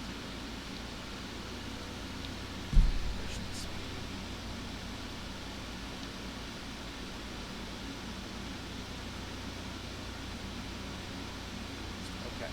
Are you making an attack roll too as part of the silent takedown? Or are you just trying to gag him? No, that's right. That's part of it. Well, I mean, are you doing damage to him? Are you trying to like injure him, or are you just trying to hold him? So let's call it subdual with like a sleeper hold. You know, when you have. Yeah, so you're not like covering his mouth and stabbing him. Like you're not attacking him, right? Well, So- actually, a sleeper hold is different from a choke hold. So this is a choke hold, actually. So it says if you make that second grapple check successfully, then you can make that single special melee attack, and then you'll be doing non-lethal damage. But he has vulnerability, so you do an extra d10 of knockout damage with it. Okay. So now I'm rolling damage, you say. It's probably not going to be enough to knock him out. He's got a decent amount of hit points, and you're using like a hand. Like a hand only does like 1 damage plus strength. Okay. Well, I take one of these d6s away. 29. So the first one, take 2 damage off. 27? All right. 27 damage for that. And I will tell the agents of the School of Thought, stand down. I'm taking this Balakan spy in custody under the order of High Templar Timor. You have proof that you're working for Timor, right? He provided you with a token. Yes. Right. You're gonna have to present that token. I will present it, but not right now. I have all my hands occupied right now. And since I'm following you, I just asked you like where is it in your pocket? I'll grab it and present it for you. are you guys up there already? Is that how this is working? Is that round one? I was the one that was. I don't know how close you guys are. So Following you, Grimoire decided to hang back because Yeah. you were like heavy metal. No, I was following like with you because I have pass without trace. I have to stay within like 30 feet of you. Yeah, I'm plus gonna be, Ringside is nearby too, so he could help grab the person and hold them while you're pulling out your token and showing it off. Land down and we can jump him on the carpet and fly away. All right. So initially, the hirelings are shocked that the attack happened, but they acknowledge your authority when you show the token, and they'll calm down. They'll put their hands up and they'll say, "All right then. If our job is done here, we'll return to our mistress at the School of Thought." So the two. You should. No, you will stay with us. You will stay with us. And we will go together to Medicesia. All right. Are you gonna take your prisoner there too? Properly gagged and stripped of all possible ways of escape, All right. so far as I know about magic and psionics. The spy doesn't seem to have any weapons on him. I can just cut his tongue off, man. I like the way you think. I'm searching him. He has no weapons. You said. Nope.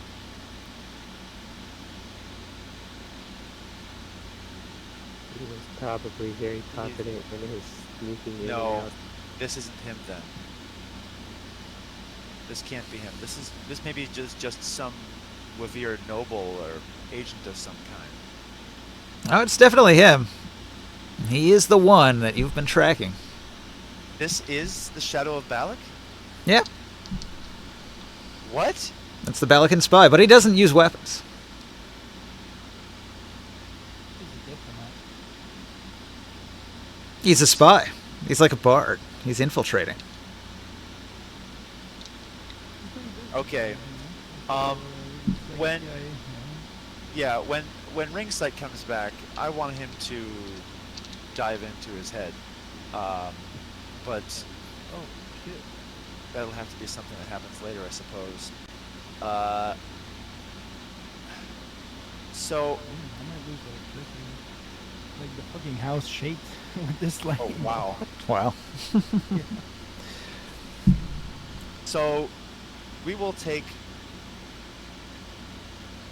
One of us will take the students of the School of Thought to Lady Chesia. The rest of us will take this Balakan spy to Timor. All right. So you're taking the Balakan spy in. He's going to be under arrest in the Templar's brig. The two hirelings, they were hired for pretty mundane tasks. They've just been doing their usual scion business. I wanted to ask that question too. Is like, what did they do for you? What did you do for him? I wanted to know everything that happened from now till then. One of them says that he's an empath and he's there for negotiations. So when negotiating with people, he doesn't directly spy on their inner thoughts, but he does get just a general sense of their emotional state, and then I can whisper in my employer's ear and help him navigate social interactions better by knowing a little insight into the mind of who he's negotiating with. The other scion that was hired, he says that he's been running a obscurement magic in order to conceal the tracks of the spy. So any kind of magical means of finding him would be blocked by this scion who is concealing his tracks, sort of hiding his power level so he wouldn't be found through magical means. Well, now that that's out of the way, we see him in his true form and how powerful he is and everything else. I'm not sure if that's the thing to do, but I'm really tempted to take Grimorn up on his offer and just cut his tongue right out. It'd be hard to ask him questions if he's got no tongue. It would. I have the regeneration spell. but don't we? Yeah, we need them to talk, right? I have the don't. rod of persuasion Oh. of ruling. You That could be gonna useful here? are you gonna charm him? I get a save, right? What was it? I DC order- 16, Yeah, hold on, wait. something like that. Huh. I didn't know that. My rod of wisdom, I can. If I just touch them with the rod, they have to make a DC 18 wisdom save versus charm. Ah. Is it gonna count as combat if I just like touch him with it? Like I'm not smacking him over the head to damage him. No, you can do it gently. I know we're like also sort of hostile that we've kind of captured him. I don't Yeah, know. I'm gonna say he does consider you hostile, but it's not technically combat. But I am giving him advantage. But he failed anyway. Okay. Wow. So I will tell him as rightful ruler, hero of Tyr, and your ruler over you in this area, I command you to tell me what have you been doing in Tyr, and why are you like being a spy? What are you doing? I was sent to gather information for Lord Androponus and for House Wavir. What kind of information were they interested in? Tell me true, boy. The current politics in Tyr. The factions. Who's on the council? That was the most important thing. Androponus wanted to know about the council members. Senator Turax. What are your dealings with him?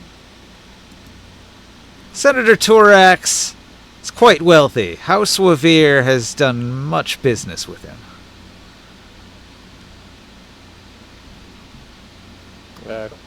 And did you poison my kinks? Who have you contacted so far in the council?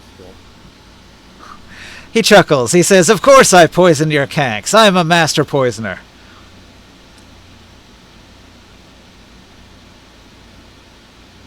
What was the other question? Police.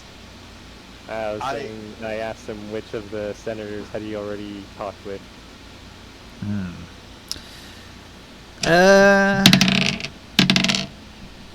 He talked to Templar Banther, Minister of the Arena, Templar Dark, the Minister of Security,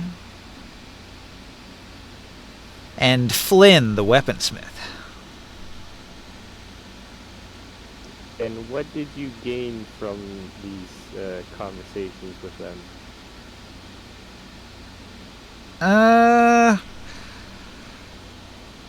He learned who was in the High Council of Tyr and how they feel about each other to some degree.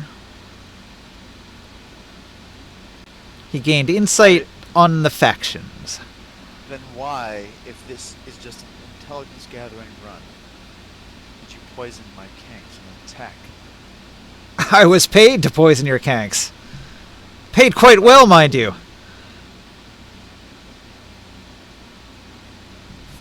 Who were you paid by to do this? A shady fellow. Was it any of the senators? Oh, I don't think so. Senator Turax. 'Twas a shady fellow with a Tyrian accent. He gave me no name. He paid me well, though. Did you see his face? Was he wearing a mask? Did you identify him? I know who it was. He seemed a commoner. I would call him a slave, but you don't have those here.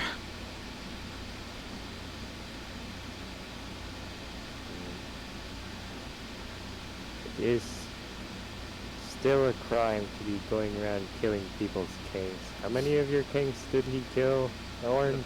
3 or 4. But the point is, oh my gosh, I'm so angry at him. I want to kill him right now. It seems as if Torax hired an intermediary to pay off the assassins, so there's not a direct connection to him, but you strongly suspect it was him. Yeah.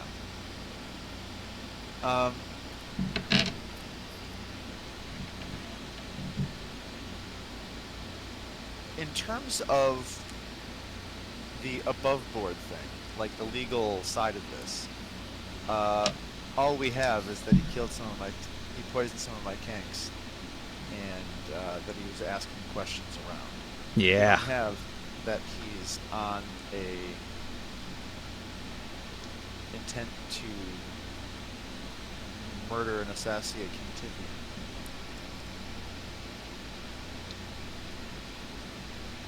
I just didn't want him to get away. Well, he is in custody, and he can be interrogated some more.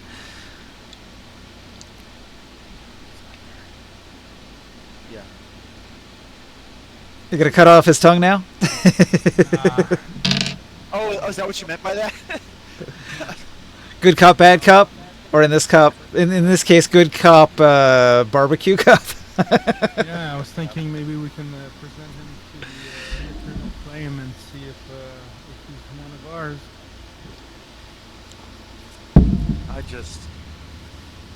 All Orin wants to do is hold a glowing side dagger to his throat, but he is crunching his teeth right now in grit and pacing about the room, staring at him. Go ahead. If the Belican agent went missing, would that start would that probably start war with what's his name? Androponus? Yeah, Androponus. Probably not. I mean, when you send spies to another city, usually, it's a calculated risk. They might not come back.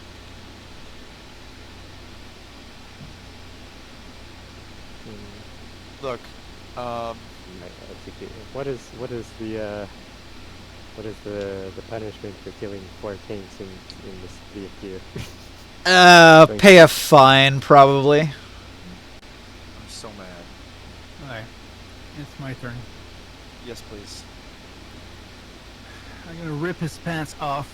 As a noble, you could probably insist he get 20 lashes or something like that as excess punishment, but aside from paying a fine for the damaged goods, it's probably not a capital offense of any kind.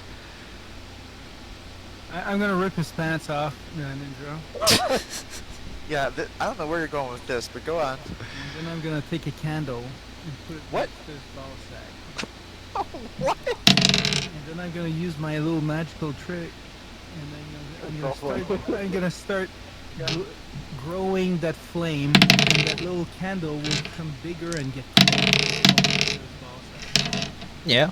I mean, are you asking him a question, or is this just for... I can keep on going this way. Psychopath likes to burn things. I can keep on going. I can control the flame as much as I want. Like, I get where you're going with this, but you haven't asked him anything yet. No, I'm just having fun.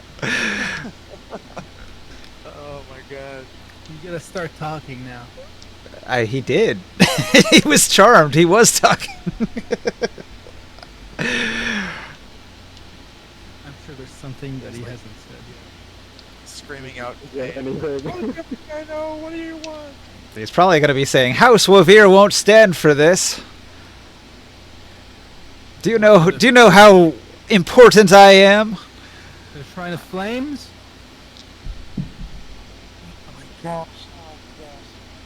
You want House Revere to go against the House Flame? I'm so taunted. Castle Fear is the one that we're talking about, right? Well, No, that's the one that I hate. Yeah, that I wanted to do bad things to.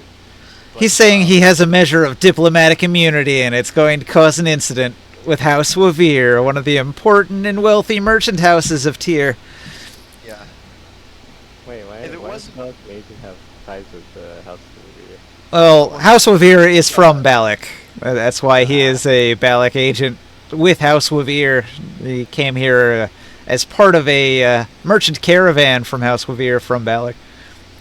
If it wasn't for my incident with my little brother being, trampled to death in my childhood, they're actually, of the merchant houses, kind of not that bad. But I have a vendetta against them. Well, clearly from your own testimony, you're not specifically here on trade business, so I doubt whatever dealings that we punish you for this other spy business would have any ties with House Revere in any regard. Asking questions isn't a crime, is it? Specifically spying about our politics is to formulate something in your own city against us is. Look, we have uncovered a plot against King Tithian, and you will stay here until that plot is resolved. All right, you've got the Balakan agent locked up. House Wavir is probably going to have a formal complaint about this at the next official meeting, but we'll see how that goes. King Tithian is likely to be on your side about this. If you say that this was an enemy agent of Balak doing some spying with ill intent, then he's going to take your word for it. He's a master poisoner. Maybe he's going to try and poison King Tithian. Now, so far he only went into the Noble District and talked to the Spy Master. So Maybe we should ask maybe the Spy Master if he has anything else to contribute. Templar Guard? he seemed annoyed. He didn't want to be bothered with the questions, and he kicked the spy out after his questions got to be too bothersome. He put up with it for a bit, but he was obviously not that interested in giving out all that much information. Being a spy master, he usually keeps it to himself, but he gave some public information when he was asked. Right. This is also shocking. I mean, based on what we heard before with Turax, like,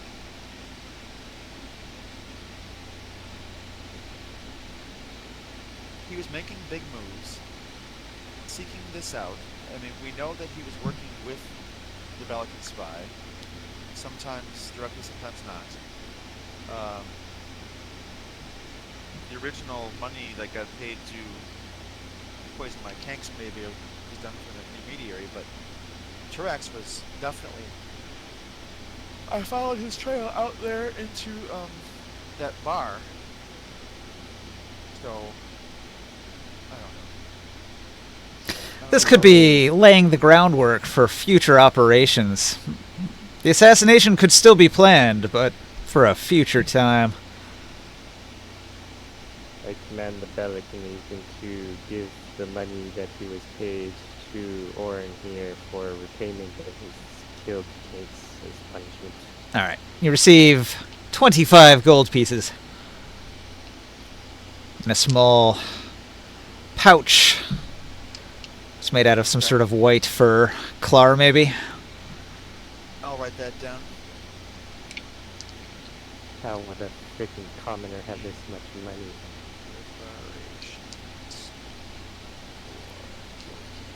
It was a servant. So somebody Lots of those. delivering payment. Is there something about that specific bag that makes it like tied to No. Look. like center technically? Okay, No. let's leave the room real quick and meet outside. We can have this Okay. conversation. Actually, we can just do it telepathically after I always forget. I fear that there's nothing on him that would suggest that that he was ready to assassinate the king right now. I fear that he will get away, and that I was too impulsive in my rush to protect my family, and also the king. But Quietly, Lady Chessia will comment that in order to get access to Tithian, if that indeed was the plot, it's not easy. King Tithian only appears in public for the weekly meeting of the council. So maybe this is laying the groundwork. Contacting various counselors could be early steps in finding a way to gain access to King Tithian. once he's a trusted person to have around inside the Noble District, he would have greater access to this area, greater access to eventually King But So- all that is speculation. It's not something that we can prove. But it does seem like they're trying to contact some of the counselors, and who knows what they're talking about. You did overhear some of what was being asked of Counselor Dark, but he doesn't offer very much information that isn't public information to begin with. Did we learn if he spoke to other people? You did not. Well, yeah, you did learn that he spoke with Flynn the weaponsmith and Templar Borger at the... Or no, Templar Banther, the minister of the arena. We should follow up with them and see what maybe they have more information. Okay. Where do you want to go next? Flynn the weaponsmith in the stadium district? Or do you want to speak with Banther in the arena? Let's start with Banter because we have a little bit more of a relationship with the arena. The stadium district is the shops that are around the arena. Oh, So it's both kind of in the same ballpark.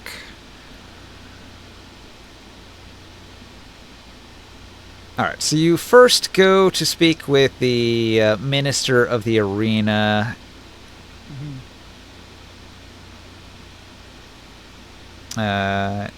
Banther is a massive man covered in scars. He is himself a gladiator who has fought in the arena many, many times. Quite an accomplished fighter. He knows the arena well. What do you wish to ask him? You want to go with the questioning? Yeah. You guys can do the question. I've been doing a lot of talking. I'm writing down notes of this right now. Go ahead and ask. Well, we are on an official mission here. Trying to get a little bit of information, and we've heard that you've had a conversation with what is the name of the guy? The Valakan spy, the Shadow of Valak, of his actual name. Yeah. Shadow of Galbor, Galbor, the Valak assassin. Galbor? Galbor. People have gotten his name from the interrogation. Yeah. Yeah. Galbor. G-O-W-B-O-R, I think. Galbor? G-A-W? Oh, I have a U. I'll fix it. Gao. G-A-U? Yeah, it could be, I guess. Gao. Galbor. Anyways, you've had conversation with that man. Am I correct? Am I correct to assume? It takes him a minute to remember who you're talking about. He meets with many people. Ah, him! The one with the accent from Balak. Yeah. Not many merchant houses come around here. Could you share a little bit of the information that you've delegated with him? Like the type of question that he might have asked you? Nothing too important. He wished to know when the next major games were happening. He seemed interested to know when the counselors might attend, particularly King Tithian himself. I told him that King Tithian doesn't attend every arena tournament. So it's impossible to say. He seemed disappointed when I said that it was unclear whether King Tithian would attend the next arena tournament. I'm writing that down, too. Do you actually know when King Titian is coming to the next one? It is unclear. He may or may not come to the next one. Oh, so he doesn't really announce it in advance. No. Any questions about more specific to the arena that he might have asked? Merely schedules. Where he sits, how do you get to certain areas? No, nothing of that sort. He only wished to know when the games happened and who would be in attendance. Yeah.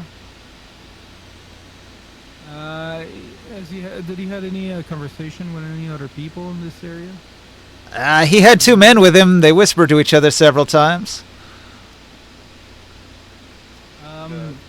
I'm gonna use my telepathic power to kind of put the image of those two guards in his head. The Scions? Yeah. Science. School of thought. Yeah, he nods. He recognizes them. Those were the men. And they heard all of those conversations, no? Yeah, they were there.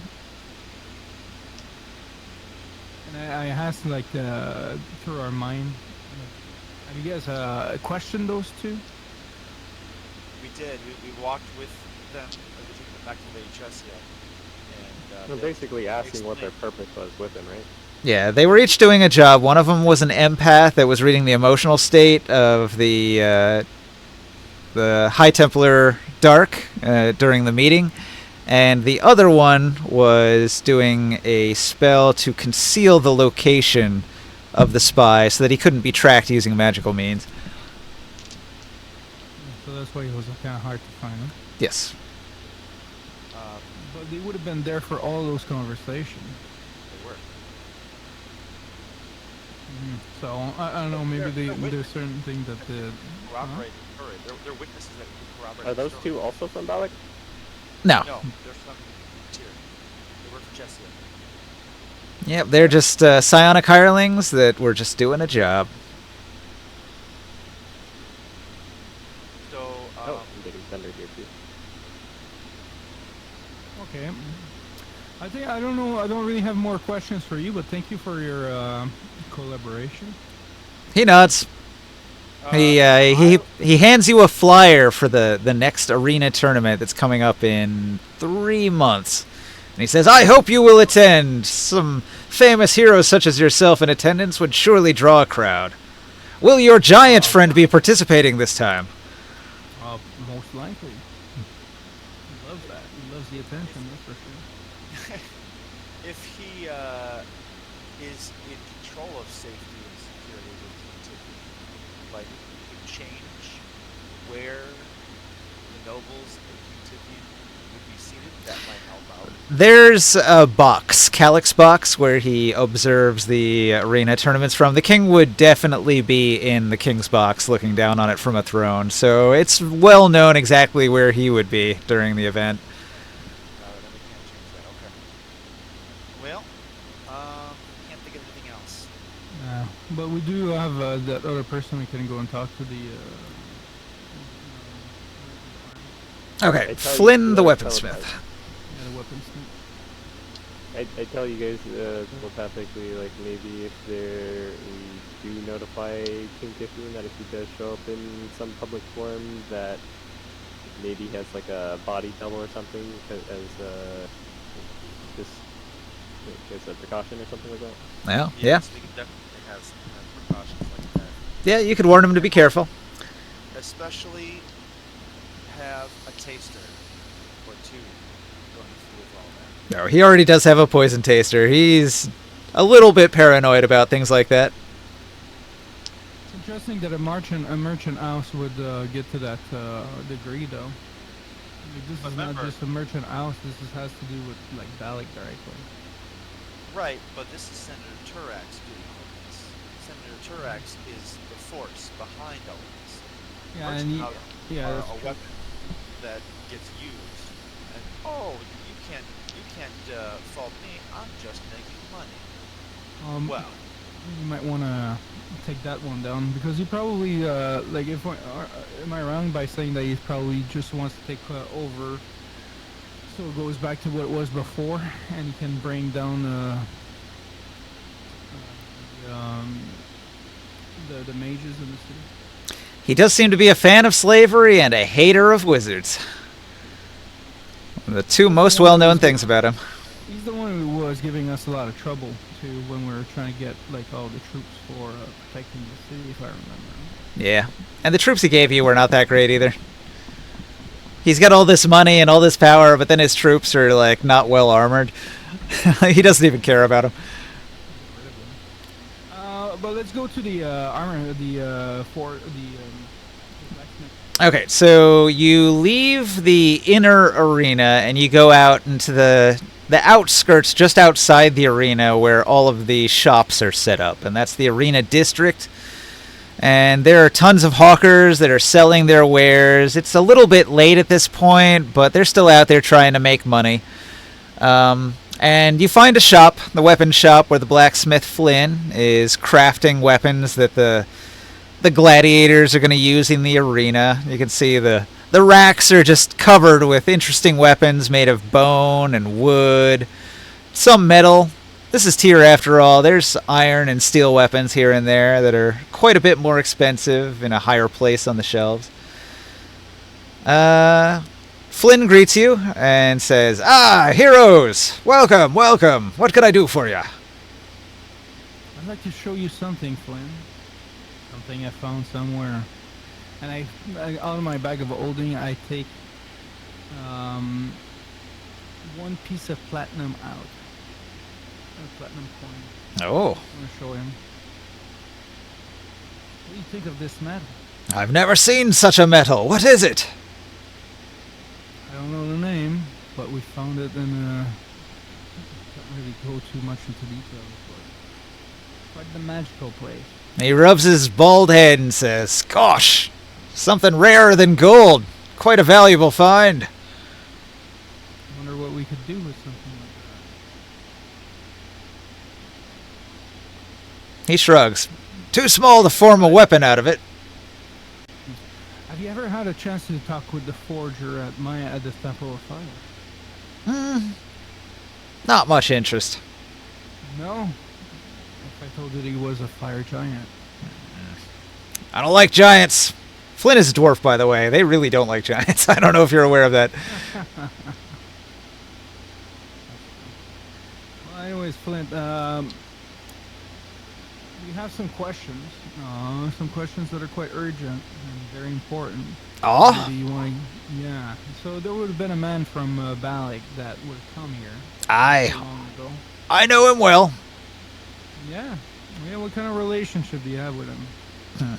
Well, he commissioned me to craft something. Oh, And what is that something? He wanted me to make him a heavy crossbow of exceptional strength and range. And what about the bolts? Anything special about the bolts? that Oh, you're yes. asking for? He was paying top dollar. He wanted me to have only the best iron bolts. And any chance that he wanted to be able to apply poisons to those bolts? He said nothing about that. No? I told him it was going to take some time to craft the crossbow. I have to order in the wood. How we ask far do you you- want the range to shoot it? 300 feet. Oh my. And if we asked you to come to the court one day to be a witness, would you be willing to help with answering to all those questions? Same question? I'd hate to be away from a forge for too long, but I'll do what I must. Did he pay you already? Yes, he paid up front. A fat sack of gold for such a fine weapon. And that crossbow, you have it on hand? Is it completed yet? No. As I said, it'll take me weeks to finish such a fine weapon. Well, I think you can stop now. well, wait a minute. Weeks to make the weapon. So this was supposed to happen For the next tournament. weeks from now. Yes. The next tournament is not right away. It's, It might not be. It might not be specifically the tournament. He was finding any way that King Tithian would be in public. Like the arena's not. yeah, he would have been in the arena and the only place 300 to be in, feet, so it like might not be the tournament, it might be any other spot. There's a lot of 300 feet. He could have been anywhere in the arena and be able to reach it. From higher position. Yep. He certainly seems to have been arranging sort of a sniper event at an arena. Well, I don't know about you, but we have quite a bit here, and quite enough to maybe have him burned to the stick in public, you know? This is good evidence. This is important. When we asked the, I didn't catch the bit. When we were asking the arena master, did he say that he was asking about any of the other people, like where they sit, or was he only asking about where King Tithian was gonna sit? He asked in general if any major people would be at the next games, and then he also asked if King Tithian himself would be among those wealthier, more powerful individuals that he was asking about. spy would, ask around the bush, but also get the information that you're trying to Well, the one thing that I would be a little concerned about is that he's the spy. Maybe he's just putting pieces together. There might be someone else. Like, does he have the skills to use a crossbow at that distance, or does he need somebody else to do it? Maybe Right, he's- like does he have partners working as the actual assassin? Maybe he's simply doing some of the steps, and then he lets The another recon, team yeah. to deal with the situation. That makes sense. And I know that he was charmed and some questions, but is it possible that maybe he had some protection? No, it is in this world. It did seem like the way he was answering the question was still couched in some level of like control he had over himself. Like he was. Yeah, well, we've seen that before happen, where people that we try to interrogate are so brainwashed that they can't even answer the question.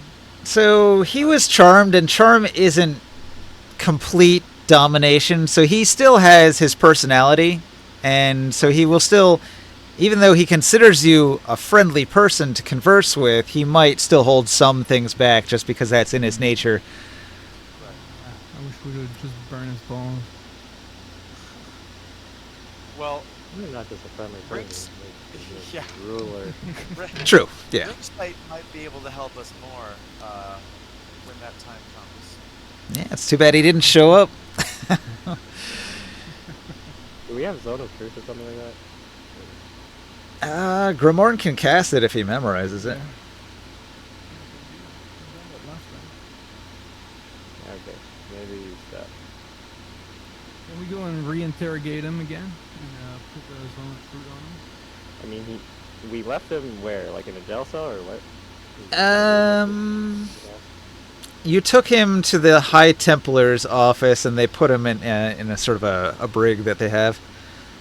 Yeah.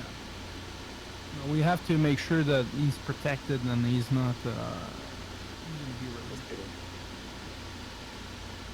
So it's like a police station with a jail in it, and they're holding him in there. Yeah, we should go there right away and. The jail does have like anti-magic teleporting stuff, right? Yeah, the High Templar's building would probably have some pretty strong magical defenses.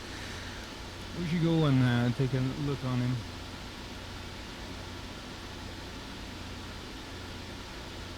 Alright, so you return to the prison, and you cast your Zone of Truth, and what are you going to ask him under the Zone of Truth?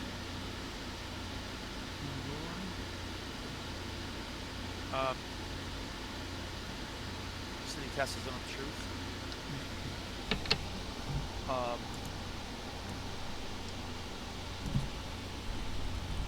What was your intent with the crossbow from Flynn? What was your intent with him? Those two separate questions I'll ask. What's the DC on your spell, Zone of Truth? 23?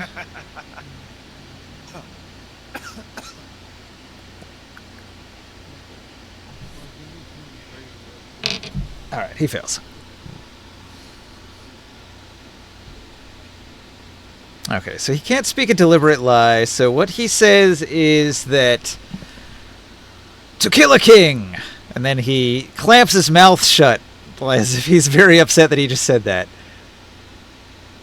Well, shit. And who else is in the room that just heard that? Other Templars, right? There might be a guard nearby, sure. Right. Just heard that. What's the name of that king? Oh, there's only one king in this town. No, but I want him to. I want him to say the name. King Tithian. So you're Okay. lying to us. Well, it's. Wow. I don't know what else to say. Okay. Yeah, ask him if he's going to be like, was he going to be wielding the crossbow himself, or are you working with anybody else that would be the sharpshooter?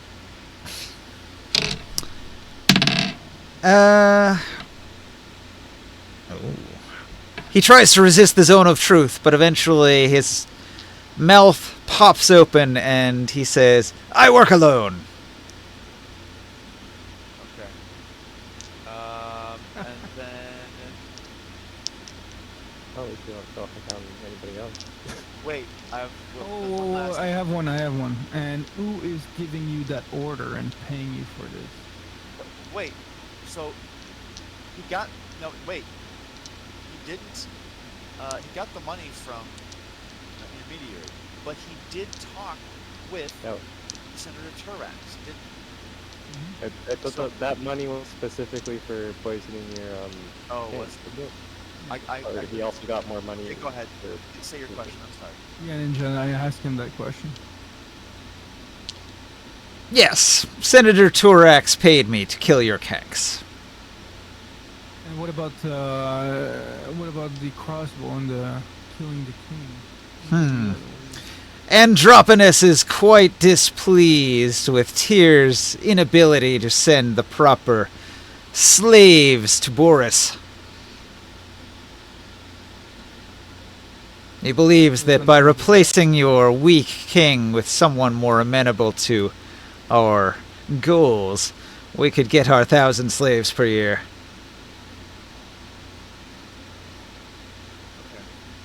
And was what was the name of the senator? Correct. Torax. Is he involved in this? Does he agree with this order? Torax hates everybody, but he wasn't involved in this. And who was to replace the King Titian?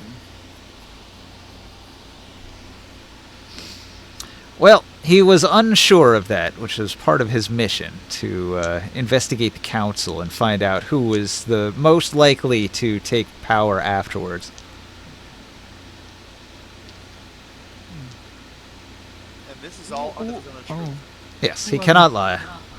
Who else have you talked to? Like, who else in the council have you spoke to? He spoke to just those 3 counselors. You already know that. No, maybe he. Oh, you thought he lied? He was holding back something. He was not lying about that. He spoke to 3 counselors so far, but he's only been in town a little bit. Right. If he had more time, he would have gotten to all of them. So, under the zone of truth, I'm writing down. He admitted to planning to kill the king. It was somewhat opportunistically, though. He wasn't finding a solid chance to do it. But he was looking for an opportunity. He was making some preparation in case he could. Yeah. I have a question that if the senators that was likely to take the place of King Titian in the event of an assassination was someone not really even amenable, would you just abandon the mission of killing King Titian altogether at that point then? Yeah, I would eliminate everybody who is an enemy to Androponus. Okay, we have to. I say in our telepathic link, I was like, yeah, this guy's too dangerous to leave alone. He would like kill all our nobles. We have to get rid of this guy. Oh yeah, he's burning to the stake.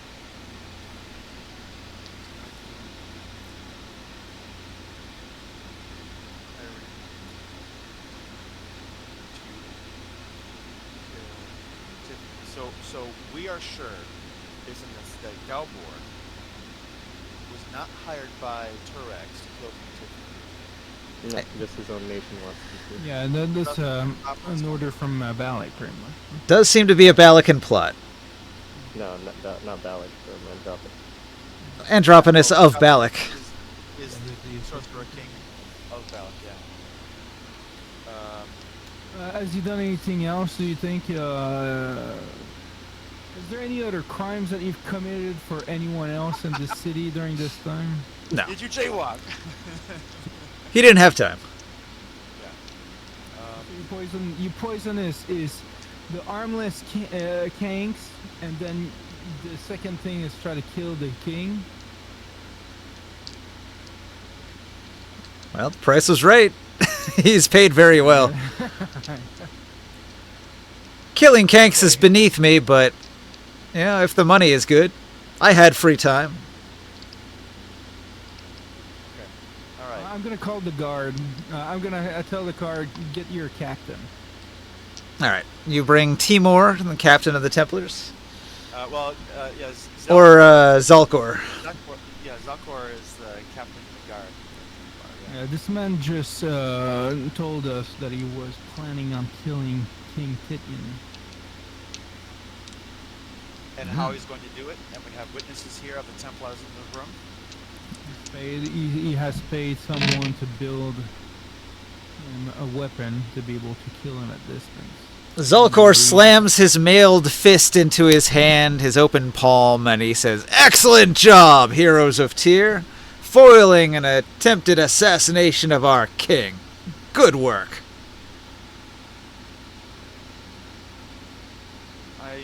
Are you okay with the Temple of Fire to deal with his remains? I think the zealots will be pleased. Yeah. You will be pleased. Well, you'd have your sacrifice in front of a large crowd, that's for Yeah. sure. But Zalkor's not so into the fire stuff, but he's not opposed to it either. Somewhat neutral. I'm still afraid that there's more to this plot. Like, we haven't gotten all of it. Because after all, Wavir was part of this. Who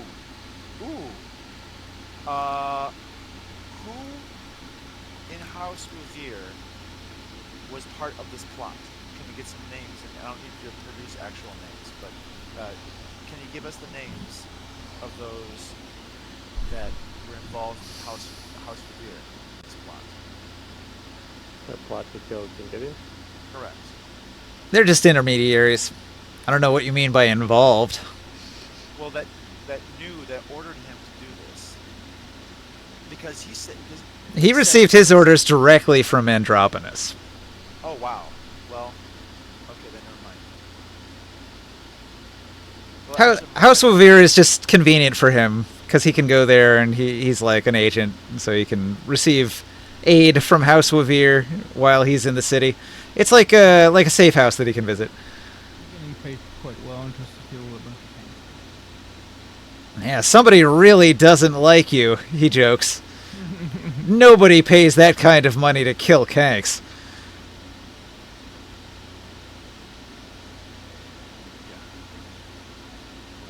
An assassin of my skill wouldn't do a menial job like that for less than 1,000 gold. Well, can we have your guard escort him to the Temple of Flames? Alright. You take your prisoner to the Temple of Flames for execution. Yeah. Okay. Wait, but he only gave you a stack of coins of 250 gold for the king? It was 25 gold. Here's 25 gold for the Kanks. Maybe he got more gold for the assassination of King Titian. I don't know if he had that on him, but that probably happened over in Balak. So Oh, that wait a gold second. over here. Before he leaves the zone of truth, okay? I'm gonna ask him, where is your hideout in this city? He tells you that there's a warehouse that's just on the other side of the wall to the noble district here. Nestled in between the arena and the wall. We'll have to go and take a look at that warehouse. That's a smart move. Yeah. You know, King Tithian might want to actually talk to this person who wanted to take his life. Titian doesn't have the time for something like that. He probably gets like assassination threats every week. Yeah, probably. Well, but this is about as visceral a feeling. Like this will make him feel so vindicated. Do you want to really expose him to the one man that wanted to kill him? He really wouldn't be surprised that Balak is trying to kill him. You can give him the information. This spy doesn't have much to give us right now. Costing everybody an extra 100 slaves every year is not making them happy. Well, How many- okay. how many I tanks kind are- of thought that he wanted this to be a moment for his life. If not, it's fine. You know, we'll cut one of his eyeballs out and give him to What? him or something. Okay. Um, hand in the charts for well, anyway, though, uh, okay, so before we end, I know we're close to a conclusion. Yep. It, so is King Tithian really so like blasé about? Oh, it's another assassination attempt from freaking Balak from Androponis. Oh no, he's enraged. Like, he's pissed off at Balak and King Androponus. But he doesn't think much of the assassin. He's more interested in the people that sent him. Okay, so King Tithian. I don't want to be so bold, but what are we going to do? Are we going to send troops? You want us to? Are we attacking? I mean, what is our next steps if this is the level to which? So this is not the first attempt that Bellic has made upon Tyr. I mean, first he sent Centurion Marcus, and We're gonna have to take Balak down. We're gonna have to raise the troops and stop them. well, what does King Tithian feel about all this? The logistics of it are difficult because Balak is far away, and if we send our entire army, it leaves us vulnerable to attack from other threats like Uruk. Well, we're gonna be building our troops. We can build some flying ships. Yeah, you are mighty adventurers. If you would travel to Balak and Make your displeasure known. take down Androponus personally, that would be great. Easy peasy, man. No, I love it. no challenge at all. We got this. Barely We got an this. inconvenience. Like we'll fly around the city and just like earthquake after earthquake. Yeah. Oh jeez! Everybody dies. Just bury the whole city in rubble. Yeah, man. We're opening a crater right under the city. That's a lot of collateral damage. You might all be evil after that. It's the price to pay. Alright, well, we're gonna burn this I this am assassin. chaotic. We're gonna make an example of him. Well, I think that was a pretty good session considering I barely planned or prepared any of that. Yeah, no, that was great. That was fantastic. So, we're gonna make a nice little assassin shish kebab over here. Yeah. That was a whole like NCIS or kind of Law and Order thing right there. That was a fun bit of I was improv. surprised. I was Yeah. surprised that he Yeah, was totally. armed like that. Yeah. But now on top of that, you don't only have like the proof that he was going to try to assassinate him, but he also divulgated and the fact that the merchant house actually spent a lot of money to cause you trouble. Well, no, it wasn't that just Turax who spent a lot of money to cause me trouble. Revere was just the intermediary by which he was sent from Balak to get to here, right? Because Revere is kind of like the mega corporation that partly owns Balak. It's a good cover. If you want to infiltrate a city, you just say, I'm a merchant from House Wavir. You know, nothing to see here. Merchants pass through every day. Is the spy actually a merchant? Is he just doing like multiple things, or is he just like he's not really a merchant? And He's just, a always spy and an assassin, and merchant is his cover. a- So he is an agent of House Wavir, but that's not his main job. So at the next big meeting in the city, you might be able to bring that up as an official like offense. You know? Balak is making moves against Tyr. They're trouble. But you also have that merchant house that is causing you trouble as well. But House Wavir is also incredibly profitable for the city. They pay a lot of taxes, so they don't want to bring down House Wavir. They do enjoy trade. But, you know, every one of these merchant houses is a little more loyal to a different city-state, so that's always something to watch out for. Put some sanctions on them. They're tolerated, but they have a little bit of suspicion. Like, the Spy Master Dark is probably keeping tabs on them. So you're gonna increase the increasing House of Year's Tariffs. tariffs. Yeah, maybe. Tariffs on the review. As Tariffs punishment to and Bellic. Bellic. Wait, what? Say it again. What was the last part? I was saying it's punishment to Bellic.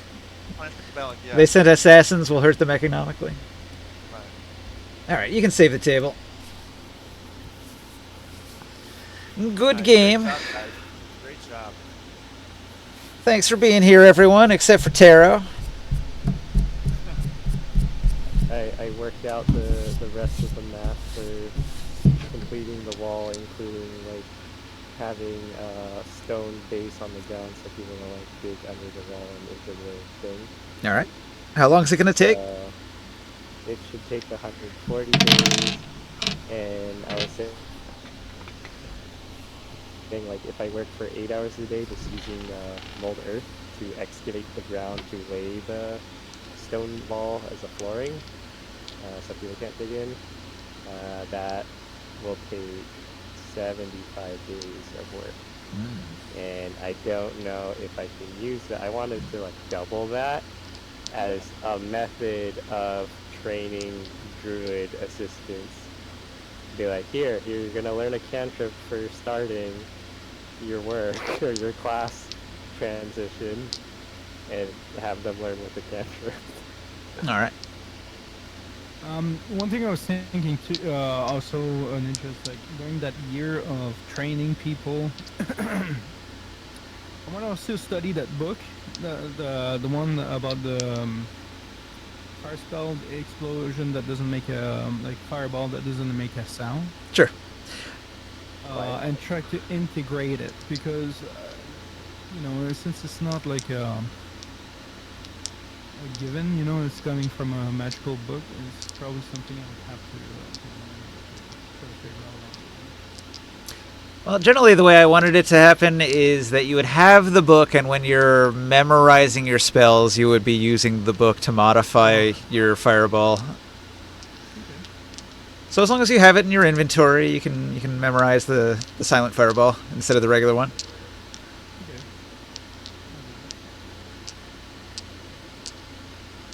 Alright, well, I'm going to end the stream there. Thanks for checking out our D&D stream live.